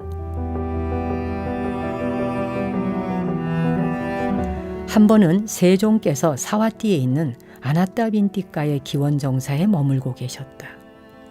그때 사리부tta 존자는 마가다국의 날라까 마을에서 병으로 고통받으며 심하게 앓고 있었는데 쭌다 사미가 시봉하고 있었다. 사리부tta는 바로 그 병으로 숨을 거두게 되었다. 그러자 쭌다 사미는 존자의 바루와 가사를 가지고 사와띠의 기원정사로 갔다. 그는 아난다 존자에게 다가가 절을 올린 뒤 한쪽 옆에 앉아 말하였다. 존자시여, 사리붓다 존자께서 입적하셨습니다. 여기 바루와 가사가 있습니다. 벗준다요. 이런 일이라면 세존을 찾아뵈어야 합니다. 우리 가서 세존을 뵙도록 합시다. 세존을 뵙고 이 일을 말씀드려야 합니다. 알겠습니다, 존자시여. 그들은 세존을 뵈러 길을 나섰다. 기원정사에 도착한 뒤 세존께 절을 올리고 한쪽 옆에 앉았다. 그러고 나서 아난다 존자가 말씀을 올렸다. 세존이시여, 쭌다 사미가 제게 말하기를 사리붓다 존자가 돌아가셔서 그의 바루와 가사를 가져왔노라고 하였습니다. 세존이시여, 그 말에 온몸에 맥이 쭉 빠져버렸습니다. 사리붓다 존자가 입적했다는 소식을 듣고 저는 정신이 아득해지고 눈앞이 캄캄해졌습니다. 아난다여, 어찌 이러느냐. 사리붓다가 세상을 떠나면서 그대의 계행과 선정과 지혜와 해탈과 해탈지견을 가져가기라도 했다는 말이냐. 그렇지 않습니다, 세존이시여. 사리붓다 존자가 세상을 떠나면서 저의 계행과 선정과 지혜와 해탈과 해탈지견을 가져가지 않았습니다. 하지만 세존이시여, 사리붓다 존자는 저를 일깨워주고 격려해주고 기쁘게 해주고 법을 설하는데 지칠 줄 모르는 조언자이자 스승이고 교화자였으며 자신을 따르는 비구들에게는 도움을 주는 이였습니다. 우리는 사리붓다가 법을 가르치면서 얼마나 활력과 즐거움과 도움을 주었는지 잊을 수 없습니다. 아난다요, 사람은 누구나 가깝고 사랑스러운 것과 언젠가는 헤어져야만 하고 갈라져야만 한다는 사실을 열애는 이미 가르치지 않았더냐. 태어나서 존재를 이루고 합성되었기에 언젠가는 해체되어야만 하는 것이니 어떻게 우리 곁을 떠나지 않을 수 있겠느냐. 그런 일은 정령코 있을 수 없다. 아난다요, 마치 거목에서 큼직한 가지가 떨어져 나가는 것과 같이 사리붓다도 이제 이 크고 건실한 비구 승단을 떠나게 된 것이다. 아난다요, 태어나서 존재를 이루고 합성되었기에 언젠가는 해체되어야만 하는 것이니 어떻게 우리 곁을 떠나지 않을 수 있겠느냐. 그런 일은 정녕 있을 수 없다. 그러므로 아난다요, 밖에서 귀처를 찾지 말고 네 자신이 섬이 되어라. 네 스스로가 네 자신의 귀처가 되어라. 다른 귀처를 찾지 말고 불법을 너의 섬으로 삼고 불법을 너의 귀처로 삼아라. 주석서에는 이러한 해설이 나온다. 세종께서는 손을 내밀어 천에 쌓인 유골을 들어 손바닥 위에 놓으시고서 비구들에게 말씀하셨다. 비구들이여, 이것이 얼마 전에 열반에 드는 것을 허락해달라고 청했던 비구의 조개 빛깔의 유골이다. 수만 겁의 무량한 세월 동안 십바라미를 구족하게 닦아온 사람, 이것이 바로 그 비구였다. 열애에 의해 처음으로 굴려졌던 법륜이 구르도록 열애를 도와주었던 사람, 이것이 바로 그 비구였다. 늘 내 옆자리를 지켰던 사람, 이것이 바로 그 비구였다. 지혜를 펴는 데 있어서 우주 법계를 망라하여 나 말고는 그 누구보다도 수승했던 사람, 이것이 바로 그 비구였다. 위대한 지혜를 가졌던 자, 이것이 바로 그 비구였고, 넓은 지혜와 밝은 지혜와 민첩한 지혜, 꿰뚫어 보는 지혜를 가졌던 자, 이것이 바로 그 비구였다. 그 비구는 바라는 것 없이 만족할 줄 알았으며 은둔하기를 좋아하고 어울려 다니기를 좋아하지 않았으며 정진력이 넘쳐났으며 동료 비구들을 계도하여 나쁜 일을 그만두도록 하는 자였다.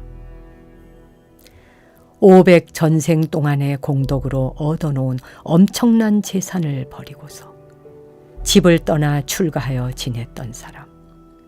이것이 바로 그 비구였다. 열애의 문화에서 돼지와 같은 인욕심을 지녔던 사람. 그것이 바로 그 비구였다. 뿔을 잘라내버린 황소처럼 남을 해칠 줄 모르느니 이것이 바로 그 비구였다. 의지가지 없는 아이처럼 겸허한 마음을 지닌 사람. 이것이 바로 그 비구였다.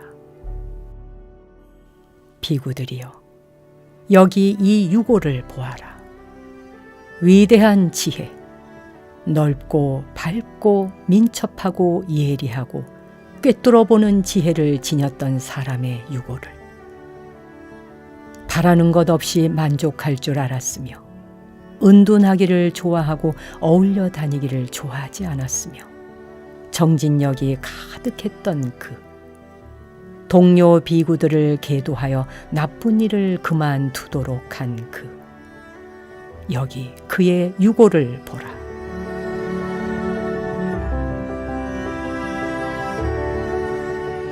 그러고 나서 부처님께서는 당신의 위대한 제자를 칭송하여 다음과 같은 개송을 읊으셨다.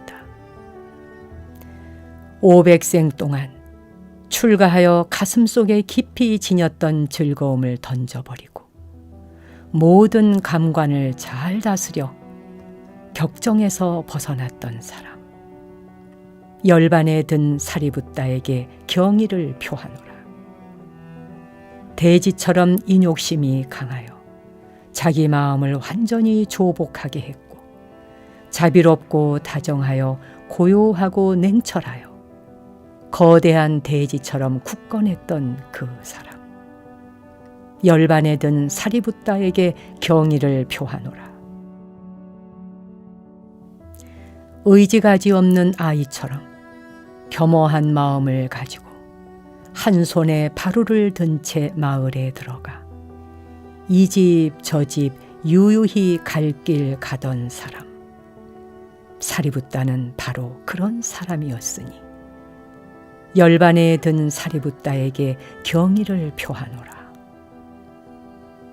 마을에서건 숲속에서건 그 무엇도 해치지 않고 뿔 잘라낸 황소처럼 살아가던 사람. 자신을 완전히 다스렸던 그 사람. 사리붓다는 바로 그런 사람이었으니 열반에 든 사리붓다에게 경의를 표하노라.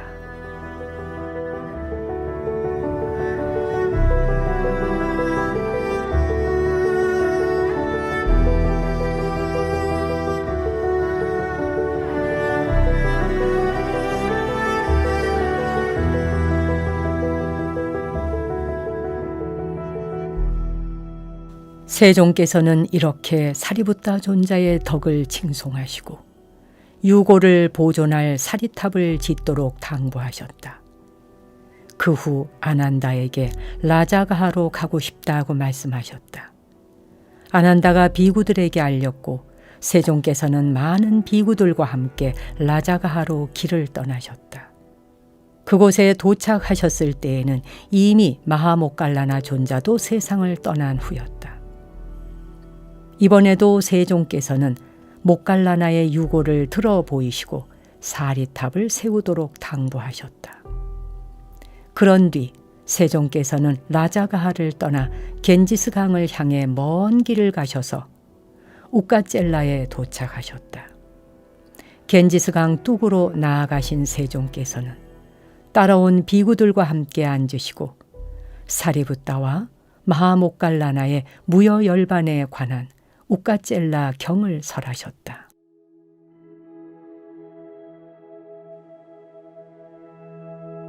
우까젤라 경.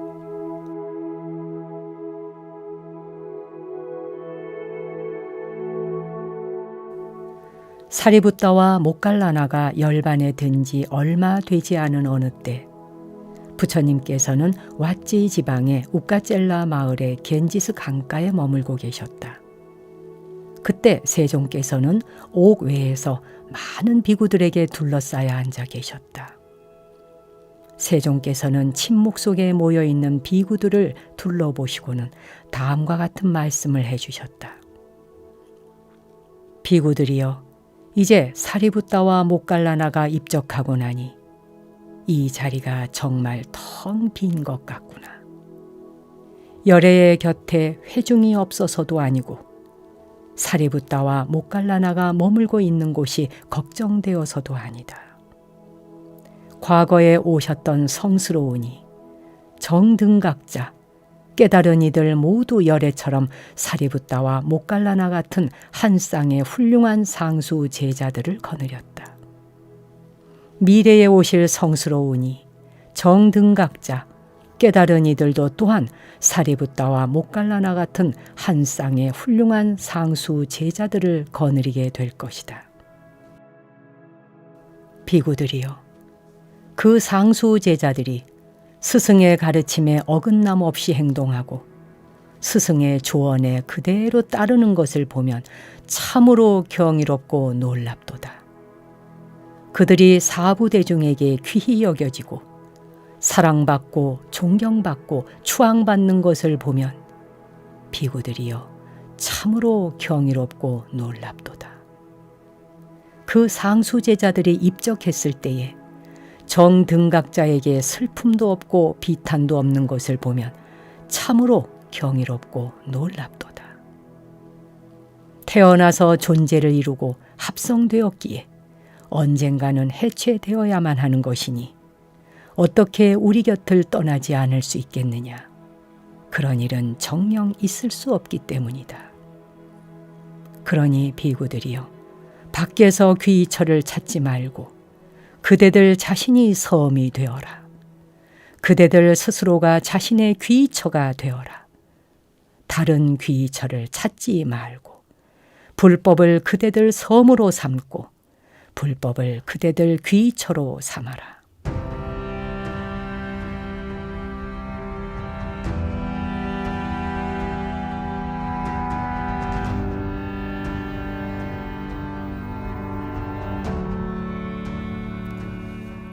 젊은이 우빠띠사가 부처님의 상수제자이자 사랑받는 법장이 된 이야기는 이 심오하고도 감명 깊은 설법을 끝으로 막을 내린다.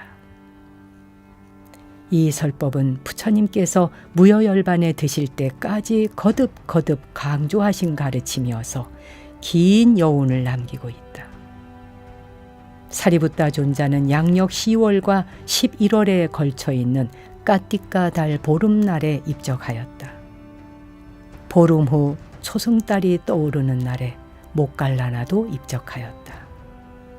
그로부터 반년 후에 부처님께서 무여열반에 드셨다고 전해진다. 이 위대한 세 분의 상서로운 만남은 천신과 인간에게 그토록 고마운 축복이었는데 이러한 만남이 순전히 우연한 일이었을까? 우리는 그 답을 밀린다 왕문경에 나오는 나가세나 존자의 말에서 알 수 있다. 폐하, 사리붓다 존자는 수천 수만 생 동안 보디사tta의 아버지, 할아버지, 삼촌, 형, 아들, 조카, 그리고 친구였습니다. 이리하여 지루한 윤회의 바퀴도 마침내 멈추었다. 이 세 분은 윤회 속에서 적시에 서로 인연을 맺었던 것이다. 덧없이 흘러갈 뿐인 시간. 그 시간의 차원에서 초시간적 차원으로 접어들게 되었고 생사의 윤회를 넘어서 불사의 경지로 들어가게 되었다. 그리고 마지막 생에서 그분들은 이 세상을 밝게 비추는 광명의 등불을 밝히셨다. 이 등불이 영원히 빛나기를.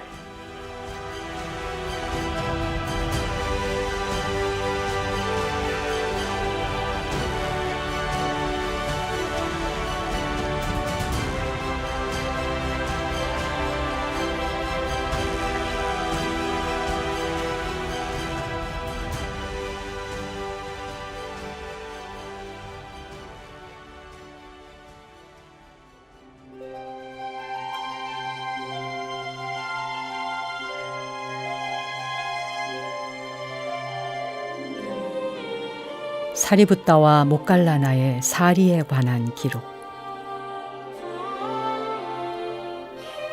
인도 보팔의 산치 언덕에는 10기의 사리탑이 있는데 그것은 아직도 인도에 남아있는 가장 오래된 건축물 가운데 하나다. 이 탑들은 그 축조 형태나 조각 양식으로 보아 불교 예술 전성시대에 제작된 것으로 추정되고 있으며 탑의 여기저기에 씌어있는 글자로 미루어 그 시기는 아쇼카 왕 시대인 서기 전 3세기 중반쯤으로 간주되고 있다. 그 중에는 보존 상태가 좋은 것도 있지만 수백 년의 세월이 지나는 동안 흙이나 돌 무더기로 되어버린 것도 있다.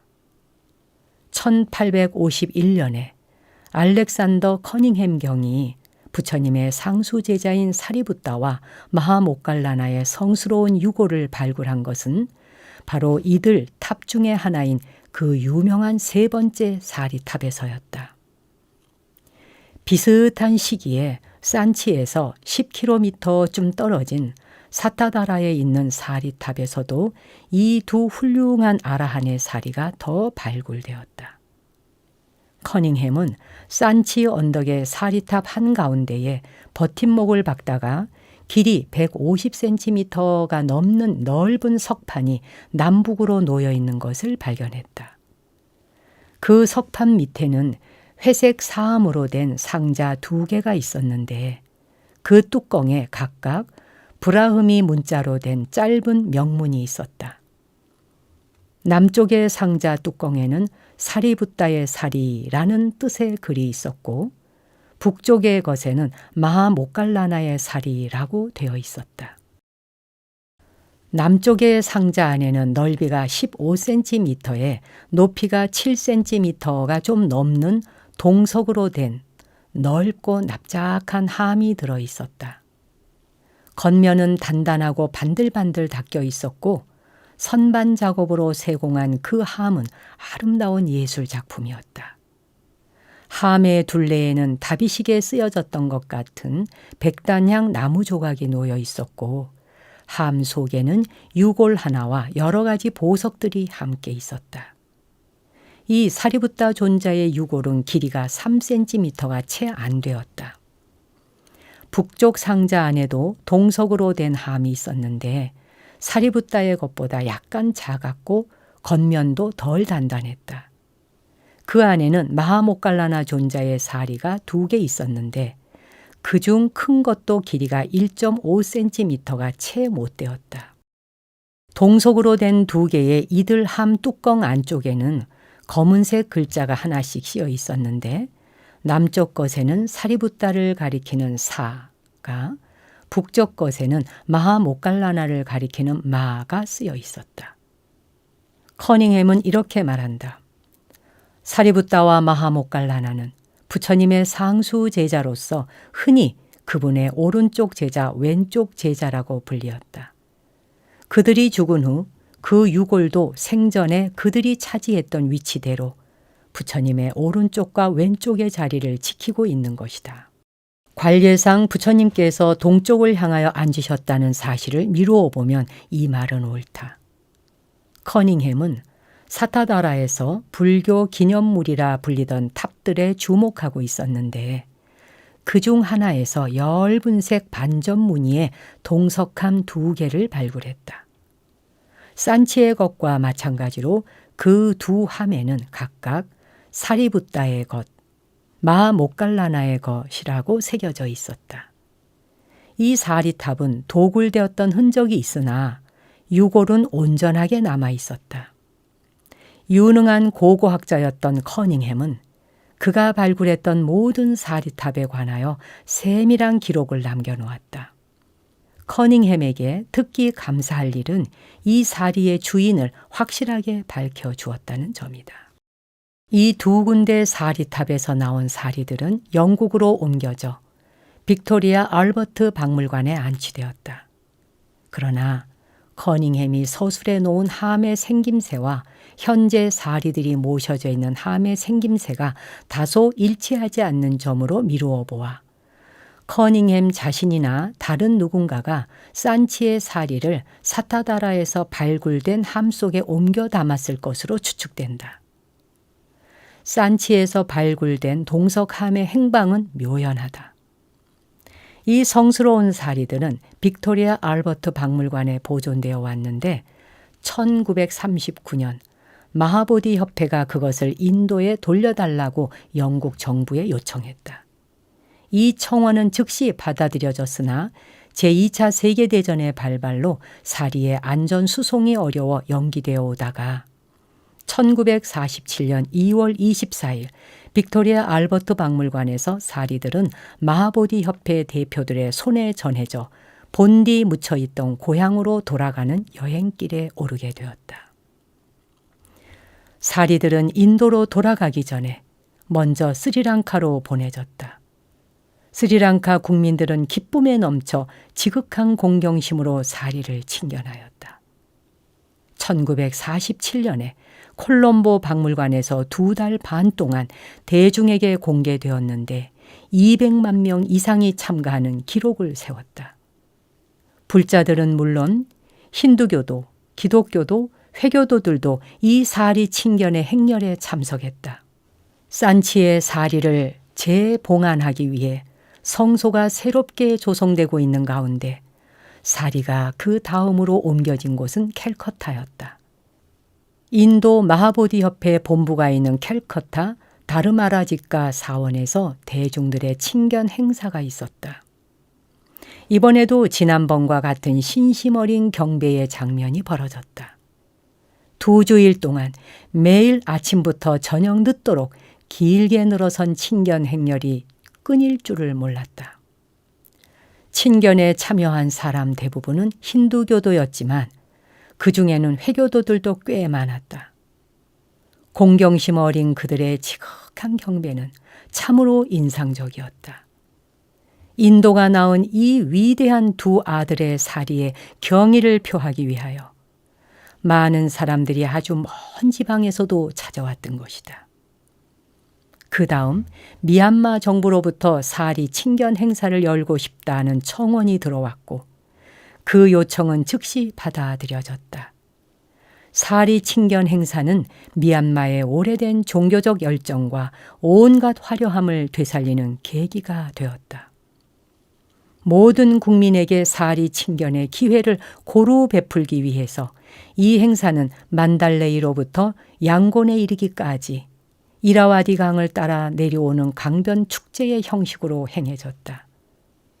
사리를 봉송하는 배는 미얀마 전통 방식으로 장식된 여러 척의 작은 배들의 호위를 받았다. 사리가 강변의 마을에 도착할 때마다 사람들은 행렬을 지어 그 마을의 가장 중요한 탑으로 사리를 옮겨 모시고 친견 행사를 가졌다. 이와 동시에 법회도 열어 이웃 마을로부터 수많은 사람들이 설법과 독경을 들으러 모여들었고 이 의식은 대개 밤을 지새우며 계속되곤 했다. 이어서 사리는 네팔과 라다크 정부의 요청으로 친견 행사를 위해 또다시 옮겨졌다. 사리가 다시 인도로 돌아온 후 미얀마 정부는 이 성스러운 사리의 일부를 모셔가야겠다고 청원했다. 인도 마하보디 협회는 이에 동의했고 미얀마의 총리가 직접 사리를 받으러 캘커타로 갔다. 1950년 10월 20일 사리의 일부가 성대한 의식과 함께 총리에게 전해졌다. 미얀마로 가져온 사리는 후에 양곤 근처 제6차 불전 결집의 사적지에 세워진 세계 평화탑 속에 봉안되었다. 사리를 봉안하고 탑의 상륜부를 얻는 다양한 의식 절차가 1952년 3월 5일부터 11일까지 정성스럽게 진행되었다. 사리의 또 다른 일부분은 스리랑카에 전해졌는데 그곳 마하보디 협회는 그 사리를 봉안하기 위해 새로운 탑을 건립하였다. 필자가 이 책을 쓰고 있을 때 사리는 그 탑이 완성될 때까지 콜롬보의 마하보디 협회 사원에 모셔져 있었다.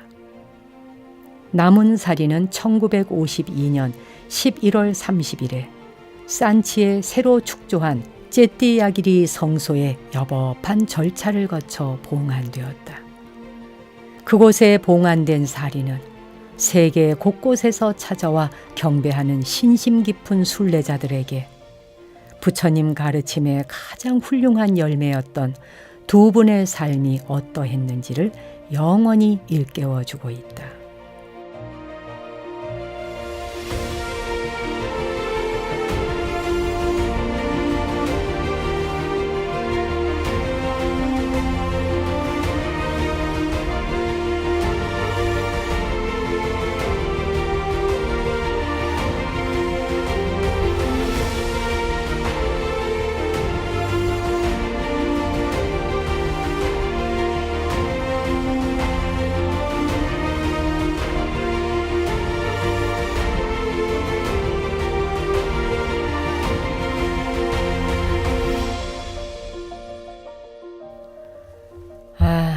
사리붓다 이야기 대장정의 여행을 마치는 시간입니다.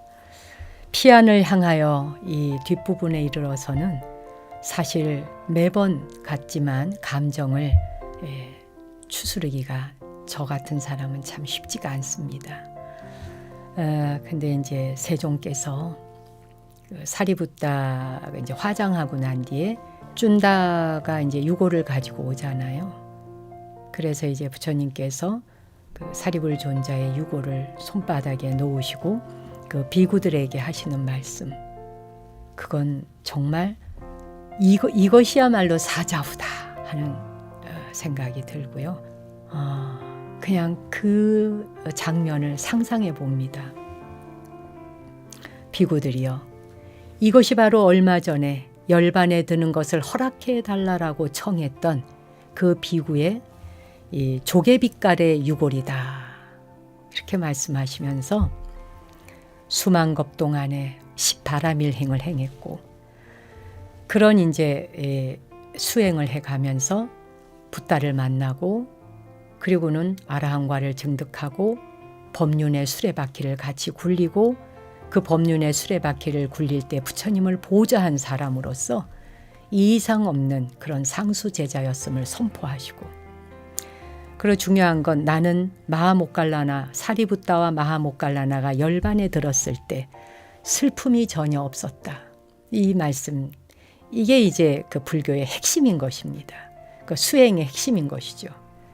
이게 이제 우리가 그 일반적인 감정과 느낌을 가지고 살아가는 그 중생심으로 볼 때는 어떻게 그렇게 인정머리가 없을 수 있어? 어떻게 그렇게 사람이 야박할 수 있어? 라고 하지만 전혀 그게 아닌 거죠. 완전한 열반의 세계, 그리고 나라는 생각 자체가 완전히 놓아버린 세계, 그러한 경지에선 슬픔이라는 게 있을 수가 없는 거죠. 형성되어진 것, 즉 인연에 의하여 조합되고 오온으로 구성되어진 것들, 그것이 일순간 오업으로 구성되어졌을 때 뭉치고 모여서 살아있다 말할 뿐, 이것이 또 다하면은 해체되어지는 것, 여기에 무슨 괴롭고 슬프고 기쁘고 즐거움이 있겠느냐. 뭐 그대로 부처님 말씀하신 불교 수행의 핵심이 바로 그 유고를 들고 선포하셨던 말씀 속에 고스란히 담겨 있습니다. 그리고는 밖에서 귀처를 찾지 말아라. 완전 사자오를 토하시잖아요. 네 자신이 섬이 되어라. 네 스스로 네 자신의 귀처가 되어라. 다른 귀처를 찾지 말아라. 바르게 설해진 부처님의 법, 불법을 너의 섬으로 삼고, 그리고 불법을 너의 귀처로 삼아라.